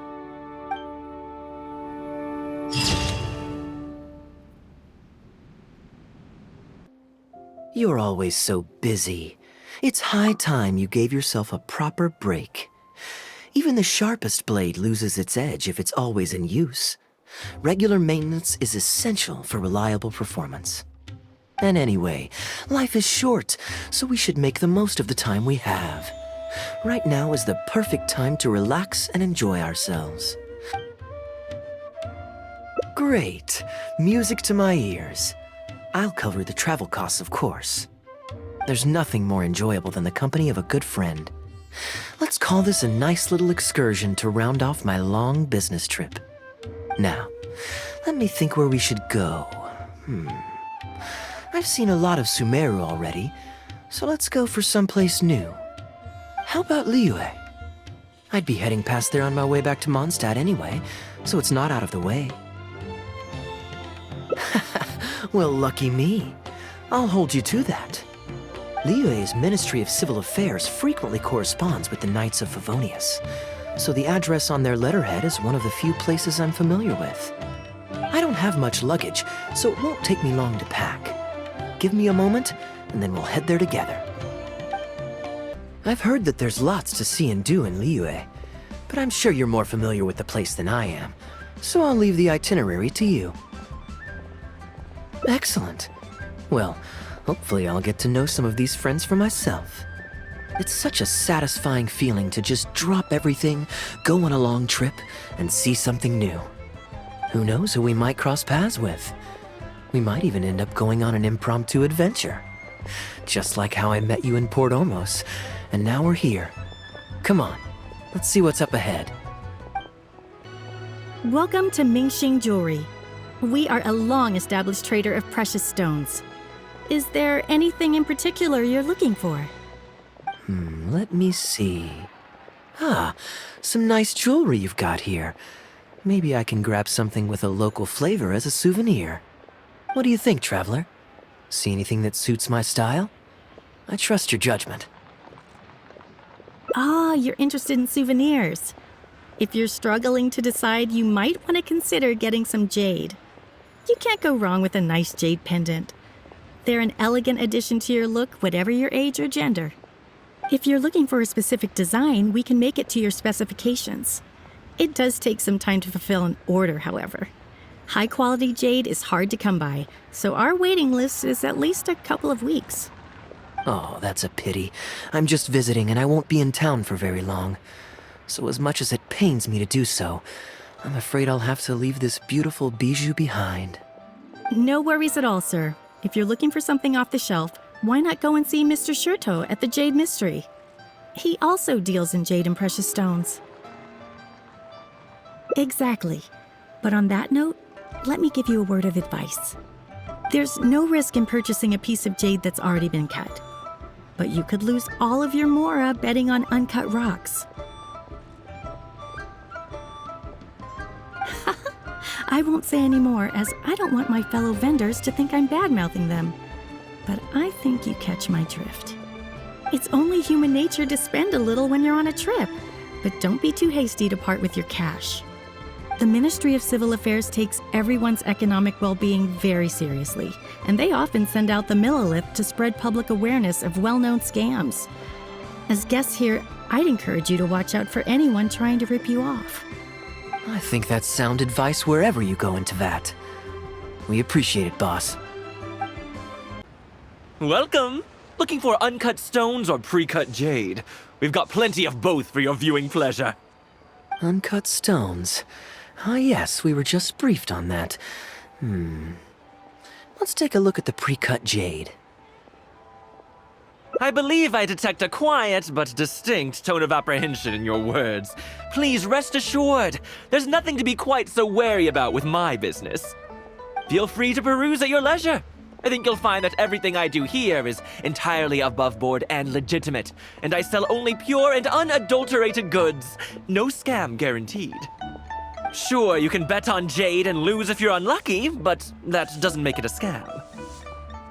My terms are clear and transparent, and I only do business with willing customers. What scammer can claim that? Sounds perfectly reasonable. At the end of the day, it doesn't matter how much the vendor is charging. If the customer decides to hand over their money, they're taking the bait of their own free will. Yes, exactly. I'm glad you understand. Although your peculiar phrasing at the end there, you almost make it sound as if I really am scamming people. Anyway, betting on jade is what it is. Feel free to try your luck, but if you can't afford to lose, then it's not for you. We don't need to cause each other any trouble. I'll leave you to browse at your own pace now while I deal with other potential customers. Amber-colored jade would probably make for a good souvenir. Why not? This is a quirky little place. Somehow, I'm inclined to entertain him for a bit. Well, if you're not interested, then I guess we'll pass.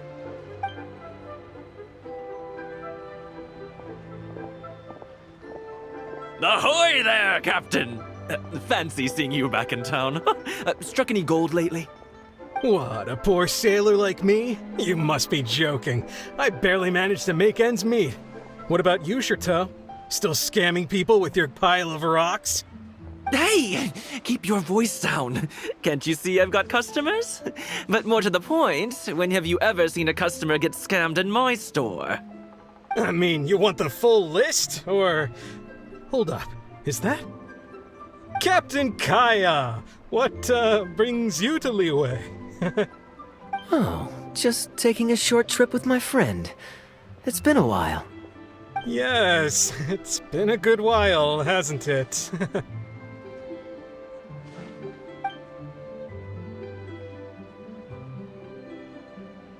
Anywhere you'd recommend I visit while I'm here? Let me think.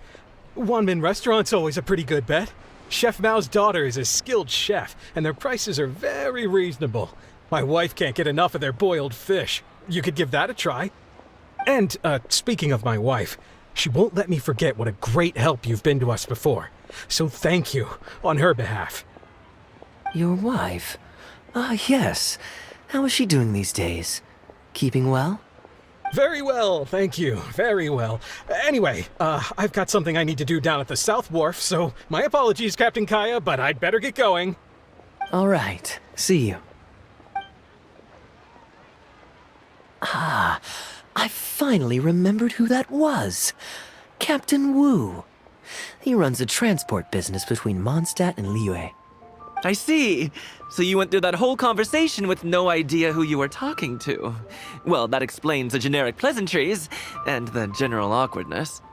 Old Wu's usually quite the chatterbox, so it's very unusual for him to just take off mid-conversation. How exactly do you two know each other anyway? Nope, that's not it. I don't give out loans. It's pretty straightforward, honestly.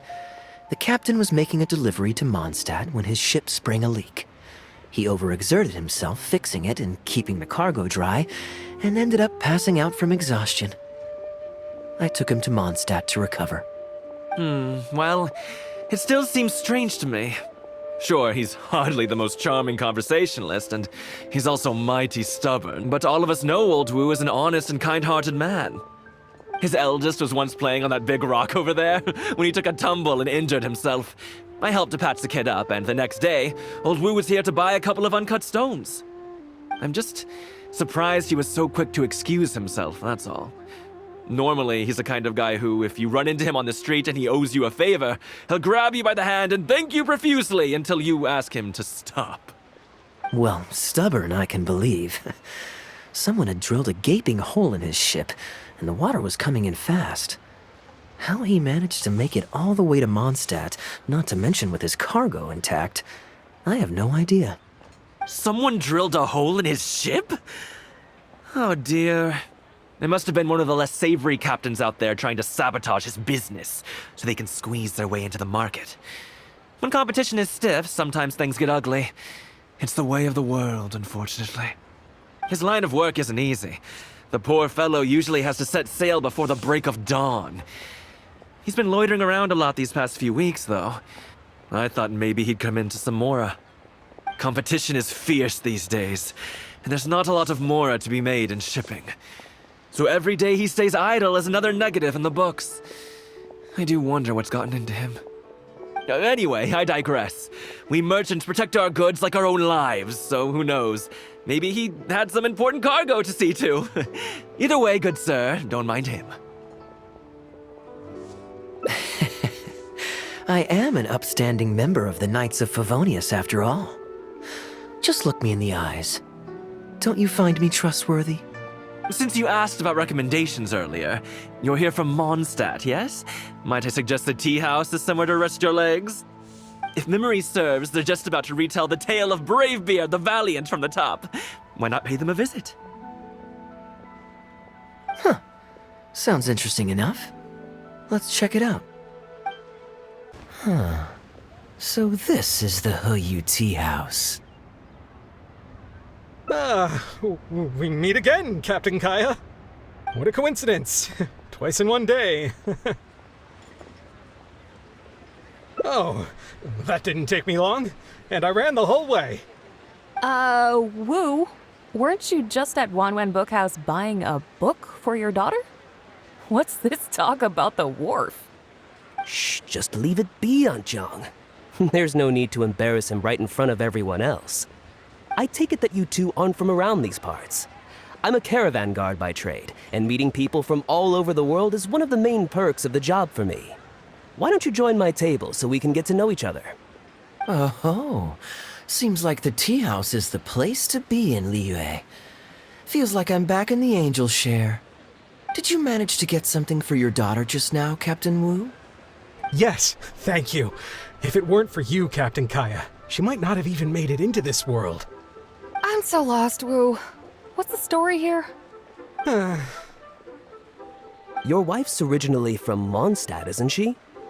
Did you run into Captain Kaeya when you were there on business, or when you were visiting the in-laws? The latter. Oh, this is so humiliating. Anyway, back when my wife was pregnant, we were taking a trip to Mondstadt to visit her parents this one time, when we were mugged by a group of treasure hoarders near Dawn Winery. Oh, that sounds awful. Were either of you hurt? I mean, he's still here, and he's still got all his limbs, so they can't have roughed him up too bad. I'm guessing Captain Kaeya stepped in before they could do either of you any serious harm, huh? Yes, he did. Thankfully, he heard my wife crying for help and drove them away. My wife was injured and quite shaken up by the ordeal, so he took her to the winery and asked them to look after her. So what happened to you? Where did you disappear to? I was in the water. Huh? What did you jump in the water for? You know they can still get you in there, right? No, that's not... They threw me into the water and, stripped me of all my clothes. They did what? Did they have a weird fetish or something? Stripping a sailor naked and throwing him into the water. It's not like you were going to drown. So, then what? I take it you swam to shore? The treasure hoarders always move in groups, and fighting back when you're outnumbered isn't usually an option. It's no surprise that they quickly overpowered Captain Wu. I'm just glad that everyone made it out all right at the end. Captain Kaeya, please, there's no need for you to try to save face for me like this. I already owe you so much. You don't have to do anything more. Yet, despite that, I somehow only ended up humiliating myself further. Oh, there's no point in me trying to save face now. They tossed me into the water to humiliate me, and to use it as leverage to get my wife to pay up. But they didn't know that I could swim. What I'd intended was to pretend to drown, then sneak back onto shore while they weren't looking, and find a way to rescue my wife. That was before Captain Kaeya appeared out of nowhere and saved the day. So then I figured I'd get out of the water, get dressed, and catch up with you. But God knows what they did with my clothes. I couldn't find them anywhere. By the time I gave up looking for them, you were most of the way to the winery, so I had to run after you with nary a thing on myself. Outrageous! So, what happened next? I made it to the winery, but the maids noticed me first, and they called the Lord of the Manor out to give me the beating the treasure hoarders never got around to. After my wife recovered consciousness, she had to have a long talk with the young lord to explain everything. He then escorted us both safely to Stonegate. Oh, Wu, I'm sorry, but...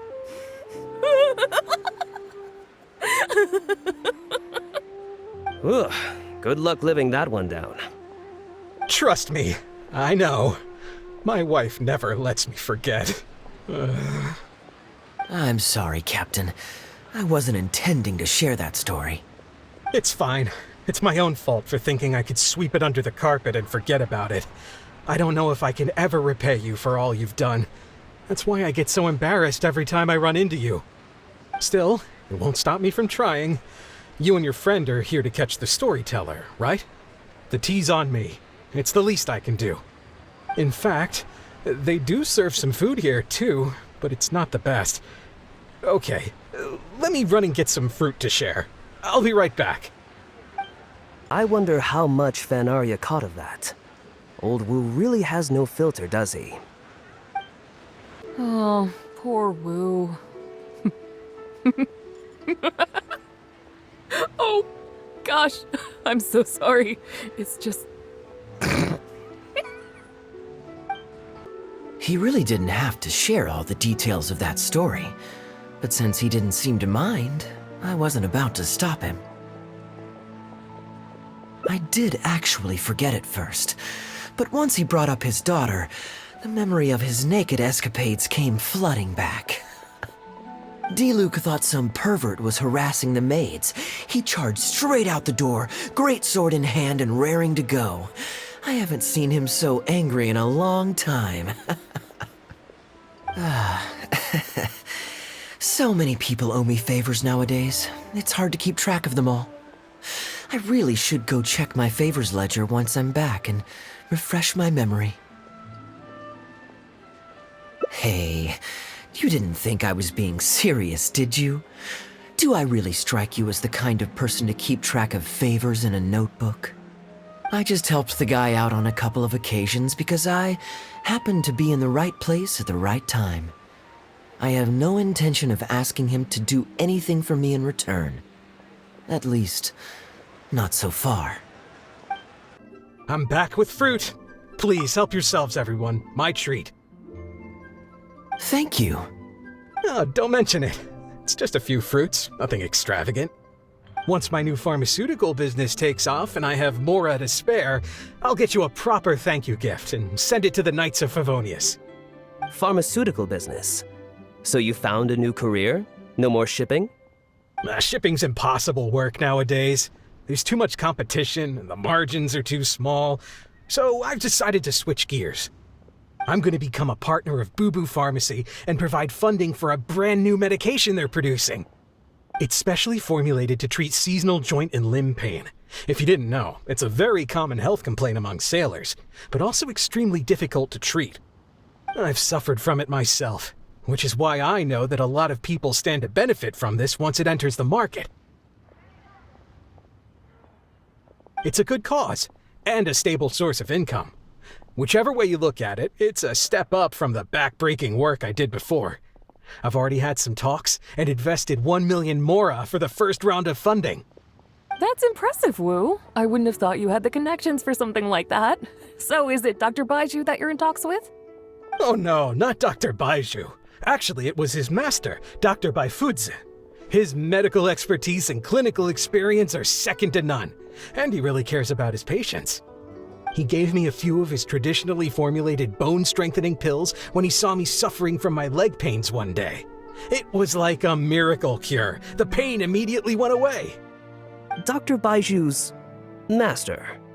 Yeah, I told him I'd be enthusiastically recommending his medicine to the other guys at the docks. And after some hesitation, he just went right ahead and wrote up a prescription for me, completely for free. He said that he shouldn't really be handing out free prescriptions since, and I quote, "It goes against generations of tradition handed down by our forebears." But he just felt like it was the right thing to do. What a great guy. But I got chatting with Dr. Baiju recently when the Secure Transport Agency did a delivery for Boo Boo Pharmacy. He told me that his master has already passed away. Huh? Why would he say something like that? I mean, the guy's old, but he's still in great health. Captain Wu, where did you meet this old master? Just out on the street? I know that sounds dubious, but this is an educated and respectable gentleman we're talking about. There's no faking that. Hold on a second. I just remembered something. My nephew-in-law met a medicine seller not too long ago, too. He also described it as a miracle cure. He spent a lot of mora on it, but when he brought it to Boo Boo Pharmacy, Herbalist Gwei took one look and told him he'd bought nothing but regular painkillers. This Bai Fuzi you met, did he by any chance have a goatee and salt and pepper hair? He did. If I may, Captain Wu, there's a lot of mora involved here. It seems like it would be worth asking this Dr. Baiju about his master, just to set the record straight. You could show him the medicine as well. Clearly there's some misunderstanding here. You're right, Captain Kaeya. A quick trip to Boo Boo Pharmacy and I can get Dr. Baiju to clear all of this up. I'm sure it's all... hopefully it's all fine. He left in a hurry. He must be stressed out of his mind right now. Hey, let him deal with this, okay? No point in you stressing yourself out, too. Fraud or not, it's up to Captain Wu to figure out exactly who he's gotten himself involved with. I'm no Dark Knight hero, or martial arts hero for that matter, and neither are you. Wait, or are you? Now that I think about it, I can see you having a secret double life as a martial arts hero here in Liyue. You certainly have the personality for it. Either way, Liyue has its own rules and regulations. Best to let the Ministry of Civil Affairs deal with this in the proper manner. If a couple of outlanders like us get involved, we might just end up muddying the waters, even with the best of intentions. We came here to enjoy ourselves, remember? We don't want to get our priorities mixed up. Oh, and look at that. The storyteller's taking the stage. It is said that the sky's the limit for the aspirational soul. But alas, for the woes of the world are equally limitless. No such stranger to woes was Huang Guang, a man who, having suffered countless injustices at the hands of his fellow men, forsook them to dwell among the mountains and rivers. Yet fate fortuitous found him when he entered the tutelage of an adeptus and learned many mystical arts from them. Per his master's wishes, he then returned once more to the human world, only this time with a sworn duty to cleanse the land of demons and to see justice done wherever he might tread. Is that all? Oh, I was hoping to hear the rest of the story. It was all right. I suppose the hero always has to sacrifice himself to save others, and it does make for some good storytelling, but it leaves you wondering how he really feels about the whole thing. Did he ever have second thoughts? Only he can know, I suppose. Oh, I see the show is over. Yeah, I saw Dr. Baiju. Looks like it was a scam after all. Then what are you waiting for? Don't just stand there. You need to report this to the Ministry of Civil Affairs right away. Hold on. Let's not lose our cool. Get your story straight first, so you can give them a clear and detailed account of events in the order that they occurred. And one more thing. Do you still have a way to contact this guy? Well, I'd arranged to meet him at the Yunshang Tea House once I've withdrawn the next sum of mora, so I suppose he'll still be waiting on that. Okay, so you've got another meeting lined up. I've got no one to blame but myself for this. I can't believe I was so gullible. I guess the world isn't made for naive simpletons like me.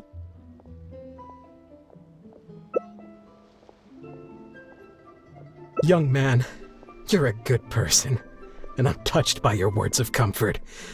Still, it's up to me to find a way to get my mora back. The consequences are mine alone to bear. At my age, I'm sure I should be comforting the young with words of wisdom rather than the other way around. What does that say about how I've spent my life? It's obvious, isn't it? He needs to report the case to the Ministry of Civil Affairs. Come with me. I am quite curious. How does our chivalrous martial arts hero intend to come to Captain Wu's rescue here? There are countless victims of injustice in the world. We can't try to help each and every one of them, can we? Oh, I'm surprised. I didn't know you thought of me as someone who helps other people unconditionally. I'm genuinely flattered. But we both know that I'm not that kind of person, really. Your logic is very straightforward, and quite endearing in its simplicity. But I like how you think, so I'll indulge your martial arts hero aspirations for now. Captain Wu, how would you feel about owing me one more favor? I'm sorry, Captain Kaeya? Let's say, hypothetically speaking, I found a way to recover your Mora that would leave the man who defrauded you feeling angry and frustrated, but give him no way to get back at you. If it could be done, and the only cost was owing me yet another favor, what would you say? What exactly are you getting at? The Traveler here is adamant that you should ask me for another favor. Personally, I blame the storyteller. After hearing the inspiring tale of Bravebeard, he's all gung-ho about playing hero and righting this injustice once and for all. Captain Kaeya, young man, I thank you. I will humbly accept your kindness. All right. Now here's what I'm thinking. All right, then it's settled. Per our brave hero's plan, let's rendezvous at Yanshang Tea House tomorrow. Ah, you're here. Good. I'll head upstairs first, and you join me in a bit. You've got nothing to worry about. As long as this lucky coin's in my hands, it'll do as it's told. Before I toss the coin, I'll get our guy to bet heads or tails. Then it's your turn to bet. Now remember, if I touch my chin, you bet heads. If I touch my forehead, you go for tails.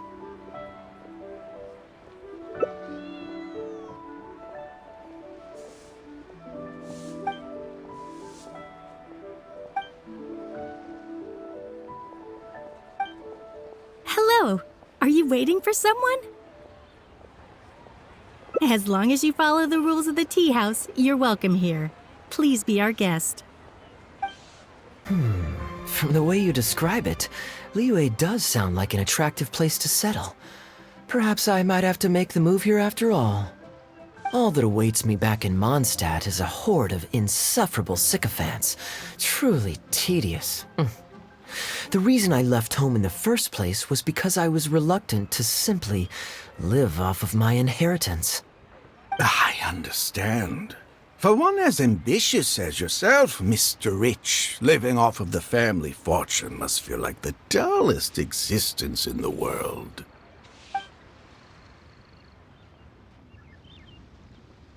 What are you doing? It's common courtesy to introduce yourself. Can't you see we got here first? They're running out of tables, huh? Looks like this location's getting too small for them. Very well. I'll make an exception for you this one time. Let's hope the tea, at least, won't disappoint me. So, my friend, what's your name? Here is the tea that you ordered. Please enjoy. Ugh, this tea is... never mind. Mr. Bai, this has been a most pleasant and insightful conversation. I consider it good fortune that I encountered such a refined gentleman as yourself so far from home. Please allow me to pay for the tea. Yes, good fortune indeed. In that case, I must thank you for your generosity. You there. I'll get yours too.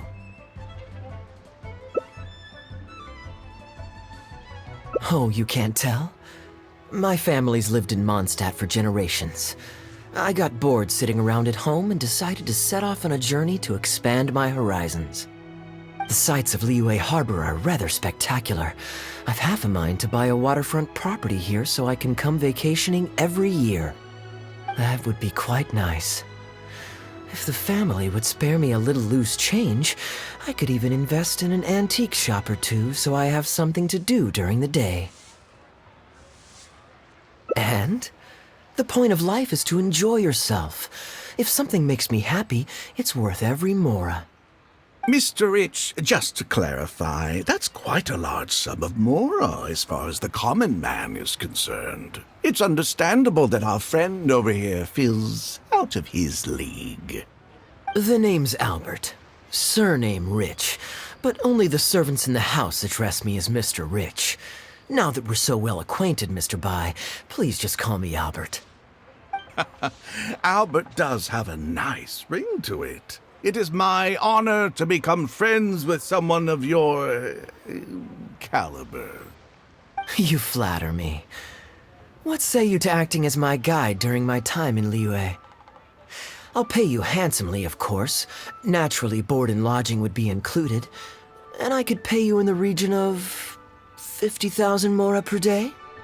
No need, my good friend. I shan't be so vulgar as to take your mora. We're both men of character. The pleasure of your ongoing acquaintance shall be ample reward in itself. To join a noble gentleman on his travels is a rare opportunity. Please, let me draft up an exact itinerary. I'll make sure to give you the experience of a lifetime. You there. You're welcome to join us if you want. Which clan did you say you were with? The Hoo-Ha clan or something? Goo-Ha, huh? Strange choice of name. Gotta say, I've been in Liyue for a while now. This is the first I'm hearing of them. I guess they're one of these obscure ones who keep to themselves. Yes, well, there are many martial arts clans and factions in Liyue. It's only natural that you haven't become acquainted with all of them. Ha, fair enough. Still, weird name. Bet they have some even weirder practices. Seriously though, what kind of skills do you guys train anyway? It's all for show, right? I saw some people performing a few tricks down at the wharf. Is it that kind of thing?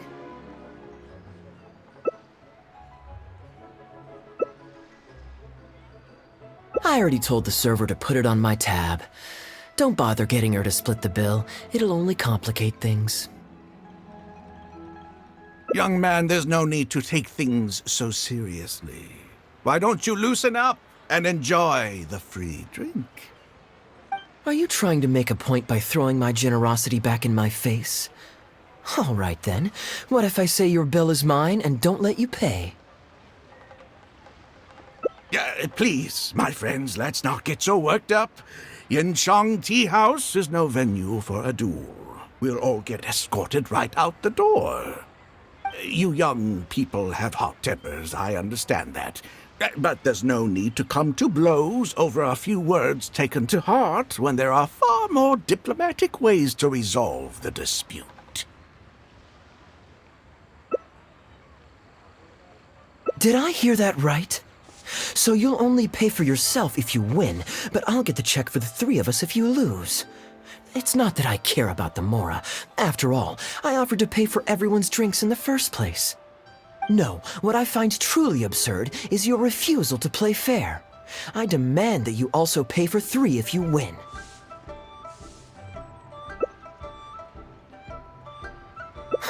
Fine.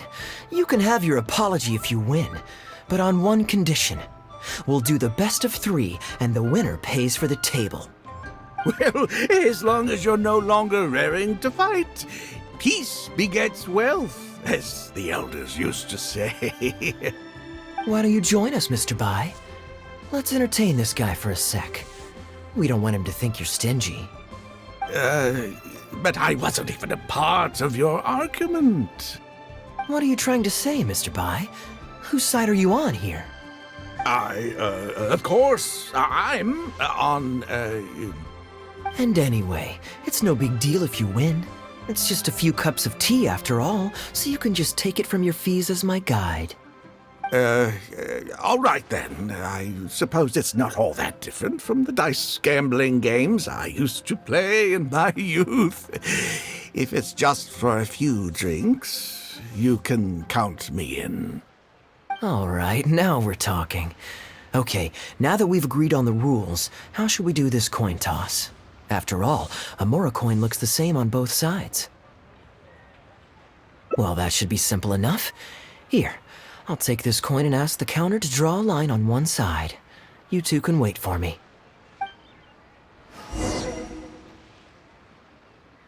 Young man, I can see that you haven't spent many years in the real world. You take everything far too personally. I, too, only met this Mondstadt millionaire by complete chance today, but we're getting along just fine. I actually came here to meet with a business partner to count the cash from 2 recent investments, when this gentleman struck up a conversation with me. In the real world, you've got to keep up appearances. There's no need to offend the rich. After all, if you keep them happy, you can probably make some more off of them, too. You young people are much too impulsive. It pays to keep a level head. Just so we're clear, let's say the marked side is heads and the unmarked side is tails. Everyone has to pick a side before the coin toss. Oh, and no takebacks.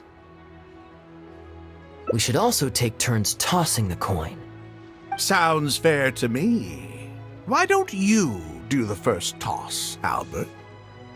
All right then, I'll start us off. Here we... Oh, wait, I nearly forgot to collect everyone's bets. Mr. Bai, heads or tails? I suppose the choice is arbitrary since it's a 50-50 chance. I'll go with tails. Let me think. I'll also go with tails. What about you, heads or tails?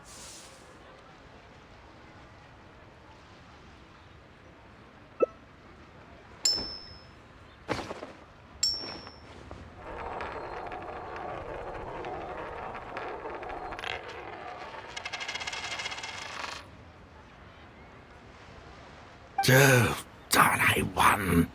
Lucky me, I guess. I won as well. Guess there might be a formal apology in the cards after all. I have a suggestion. If one of us loses twice in a row, they should get knocked out while the other two carry on playing to decide the winner. Otherwise, with 3 of us playing, it'll start to get difficult to keep track of who's won the most times. I flipped the coin last time, so why don't you go next? I don't want you blaming my coin-tossing skills if you guess wrong this turn. Here. Now just wait a second, my dear friends. Please let me do the second toss. Oh? Anxious to take your turn, Mr. Bai? You are both young, and I've already seen your short tempers for myself. If Albert loses this round and this young man wins, you'll be tied. And before you know it, you'll be at each other's throats again. Well, that's not my only consideration, either. You two may be too young to know this, but I've been around the block a few times. What's to say this isn't a trick coin, In dice games, people use all sorts of methods to rig the game. Some even fit the dice with mechanisms that give them whichever result they want.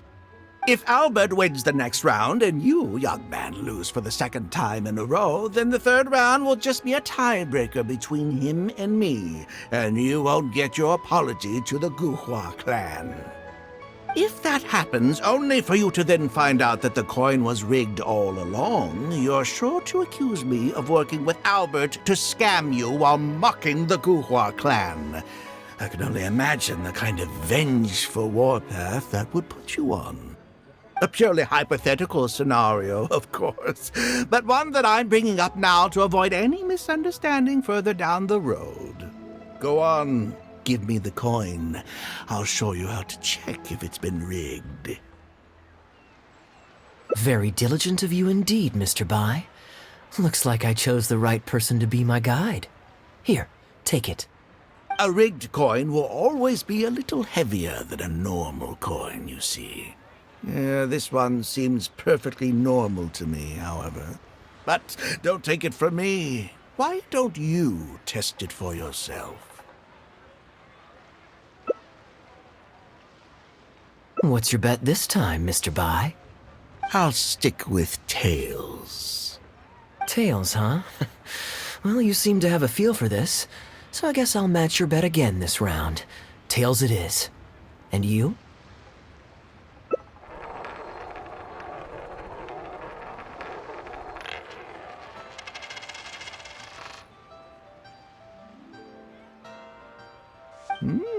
Well, my luck's still just about holding out. The three of us are now tied, so no one drops out. Certainly better than Albert and I going head-to-head in the final round. Mm-hmm. Well, here you go. What'll it be, Mr. Bai? It's a tough decision this time. That's what makes it fun, isn't it? Anyway, there's no need to stress. What's the cost of a few cups of tea compared to 50,000 I'll be paying you every day? You make a good point. All right, I'll take heads. Okay, and now it's my turn to guess. Not that the outcome matters either way to me. I won't even notice the more's gone. Whatever, I'll take tails.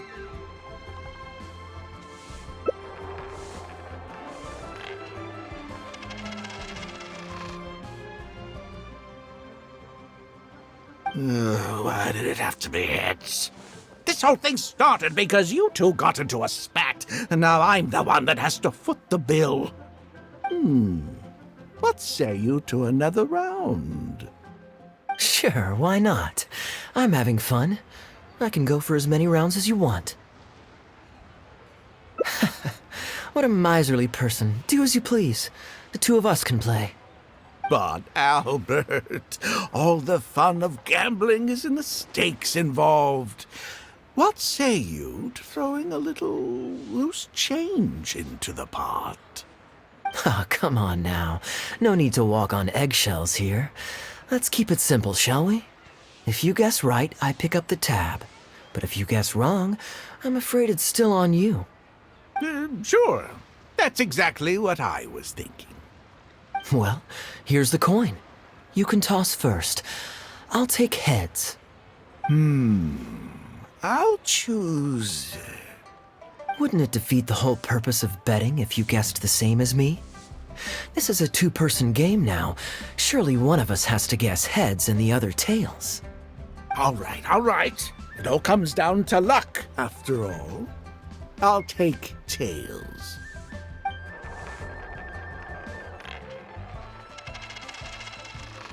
Ooh, looks like Rex Lapis has smiled upon me today after all. Thank you for the tea, Albert. Look at you getting so giddy over some chump change. It's like you've never gambled with real money before, my old man. That's a real rush, I'm telling you. This is nothing by comparison. In fact, I'm starting to get a little bored. Well, in that case, would you care for another game? Sure. Let's up the stakes a little this time. Shall we say 50,000? Oh, maybe that's a little on the high side. What, 50,000? But that's just a single day's guide pay for you. All right. I'll bet tails. Great, then I'll bet heads. No takebacks. Heads. Tails.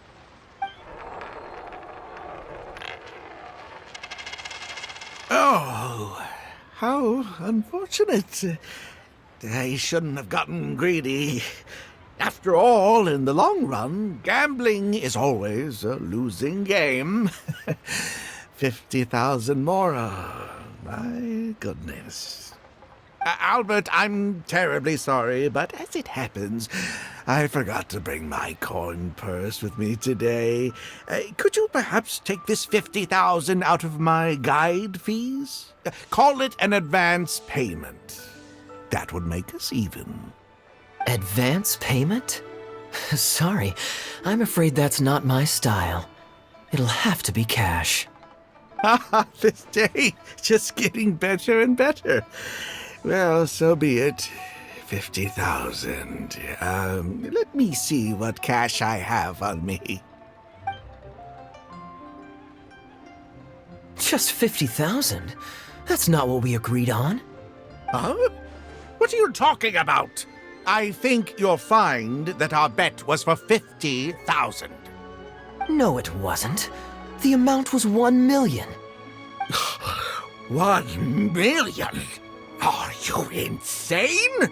Come on now, Albert. Be serious. 1 million here and 1 million there might be all fun and games to you rich types, but to ordinary folk like myself, this is no laughing matter. I'm being perfectly serious. I know what I said, and what I said was 1 million mora. You're lying through your teeth. Hey, young man, you tell him. Did you hear him say 1 million at any point during our bet? Huh? What the? I'm not deaf, you know. I swear I heard 50,000. Wait. Oh, I see. You two are in this together. I never met either of you before today, and out of nowhere you suddenly roped me into betting over a coin toss, and now you're accusing me of owing you 1 million mora. Huh? Do you have any idea who you're trying to cheat? I know all the tricks in the book. I can't believe a couple of beginners like you managed to get this far. Well, don't you try to celebrate just yet. You amateurs have a lot to learn about the art of the con. Do you really think that nobody else will have heard all the commotion we just made? All I need is one witness, and this little scheme of yours falls apart. Frauds! Frauds, I say! These two kids are trying to scam me out of my hard-earned mora! Hostess! Oh, hostess, come quickly! How pathetic. What is going on here? If you can't abide by our rules, you're not welcome at Yanshang Tea House. I don't care what the issue is. You don't get to make a racket like that in here. Halberd! Fang! Wait, don't throw me out! These two con artists are trying to steal my mora. You can't let them get away with it. Well, let's take this somewhere else. I don't want any of you disturbing the other guests. Okay, you two. Care to explain yourselves? Gladly. He's making up completely spurious claims. We were betting mora over a few coin tosses, and now he wants to back out. In the land of contracts, of all places. He won 250,000 from me, then another 800,000 from the both of us. Now he's refusing to pay up the measly 50,000 that he lost in the final round. Okay, so after settling up, a total of 1 million mora should have changed hands. Sounds plausible enough. Oh, it's a complete pack of lies. Hostess, if you don't believe me, ask anyone else in the tea house. These kids were so loud. I guarantee you everybody in that room knows the true story. Sorry to interrupt you all, but you're witnesses to the situation here. Is what Mr. Bai says true? Oh, thank goodness you're finally here. What took you so long? That old guy's been bragging about the mora he's won so loudly, I'm surprised the whole street didn't hear him. I was about to report him to the Ministry of Civil Affairs. Leave me out of this. I want nothing to do with gamblers and scammers. Please, just bring me my check.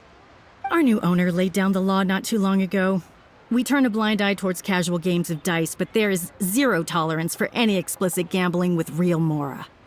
Return any winnings to the party you took them from, and we'll say that none of this ever happened. Otherwise, I'll have to bring in the Millilith, and I can assure you that they take a more hard line on this kind of thing than we do. Why should I have to give them any mora? I don't have any mora on me. Oh, but I think you do. 2 investments, was it? One of them to the tune of exactly 1 million, as it happens. Oh, and don't forget you still need to pay the tab. You... Wait. How did you... Halberd! Fang! There's a gentleman here that I'd really like you to meet. Please don't. I'll pay, all right? This was never your mora to begin with. We'll be returning it to its rightful owner now. What did you think, Captain Wu? Could you hear clearly from your corner on the second floor? Yes, everything. I can't thank you two enough. Woo. This was your doing, wasn't it? You and this monster planned the whole thing. Along with that blonde one. And all the customers on that floor in on it too, weren't they? I know where you live, and I know what your wife looks like, and your pretty little daughter too. You crossed the wrong man today. Who'd be scared of a crook like you? I'll take you on any day of the week. Well, let's see how long that false bravado of yours will last. Oh, look at that. He figured it out. Guess he's not as dumb as we thought. Don't you two get cocky either. Just you wait. I will hunt you down. My apologies for having to leave this question until you'd vacated the premises. But I couldn't have things escalate inside the tea house. I hope you can understand our position. I noticed that all the guests on the second floor were present before you took your seats, then left almost immediately after you did. Would I be correct in saying you were looking to set this man up? Wait, so you saw through it right away? Under normal circumstances, we would never tolerate a scheme like this taking place on our grounds, as it risks damaging our owner's reputation. However, I understand that our owner holds the traveler in high regard and must have good reasons for their actions. Still, I would appreciate an explanation, if only so that I can answer to the owner. Ah, as I thought. When you're operating on someone else's turf, you run the risk of clashing with the master of the house. Thankfully, we considered that possibility before going ahead with our plan. Over to you, brave hero. You're the one with the connections in Liyue. It's your time to shine.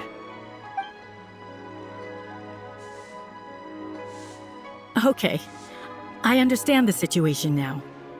It goes without saying that I have no wish to stand in the way of your chivalrous deeds. I'll report everything you told me to our owner. Well, Captain Wu, remember what I promised you? What do you think? Angry and frustrated enough for you? Excuse me, coming through. Is this the Mr. Bai you reported to us? Yes, that's him all right. The one who scammed Captain Wu. Wait!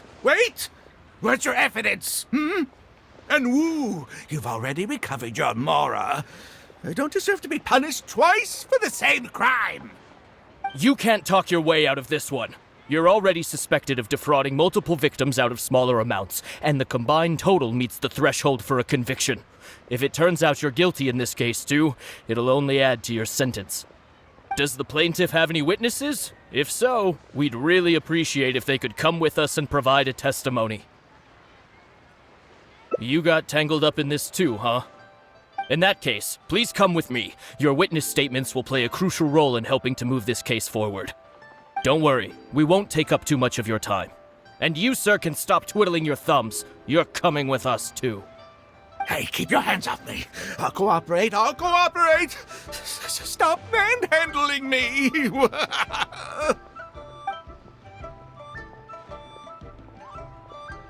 Thank you so much, the both of you. I really don't know how I could ever begin to repay you. Well, I have an idea. We originally came here to do some sightseeing. Anywhere you'd recommend we go before the end of our trip? Let me think. Now, where would I want to go? Hey, are either of you interested in a fishing trip? Sounds fun to me. Let's go. Well, this was certainly an eventful end to my trip. It wouldn't have been possible without you. Or my lucky coin, of course. Wouldn't be much of a lucky coin if it had. Besides, I already taught you how to become attuned to it. You still need some practice to master the technique, but luckily it decided to play nice and spare us any more complications. A better question to ask might be, what do I do to make this coin happy to work with me and show me whichever side I wish? My answer would be that I tell the coin a joke every time I toss it into the air. If it finds my joke funny, then it cooperates with me. Of course, this whole arrangement hinges on a pre-existing amount of trust between the two of us. I can't just get any strange coins to listen to me. Yeah, I was a little surprised when he unwittingly called out our trick coin, but it didn't matter.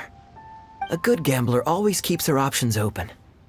You have to have a contingency plan for when the odds are against you. So when I went to the counter, I marked a regular coin as well as my trick one. That safely avoided any risk of him finding out about the trick coin. But it also meant that we wouldn't be able to control the result of that round. But hey, what does it matter? The fact that he made things a little more challenging only made it all the more exciting to watch him slowly but surely fall into our trap. Especially listening to him warn us about the possibility of a rigged coin right as we were scamming him. That was my favorite part. As long as I chose the same bet as him, and you bet the opposite to me, it was always going to end up with him paying. Unless, of course, he'd had some other tricks up his sleeve that we hadn't thought of. Then things would have gotten really interesting. You two are genuinely the smartest people I've ever met. I'm no intellectual, so I would never have been able to come up with a plan like this. Even when you described it to me, I only understood parts of it. Well, I may not be the smartest guy around, but one thing I do know is this. One should always return tenfold the help that they've received from others. We were just ordinary acquaintances. You had no reason to help me as much as you did. If there's anything I can ever do for you in the future, anything at all, please let me know. You can always count on me. I guarantee it. Oh? You seem agitated. Are you worried about owing me yet another favor? There are two kinds of people who owe me favors. One is my friends, and the other my informants. My informants have to fulfill whatever requests I make of them, no questions asked.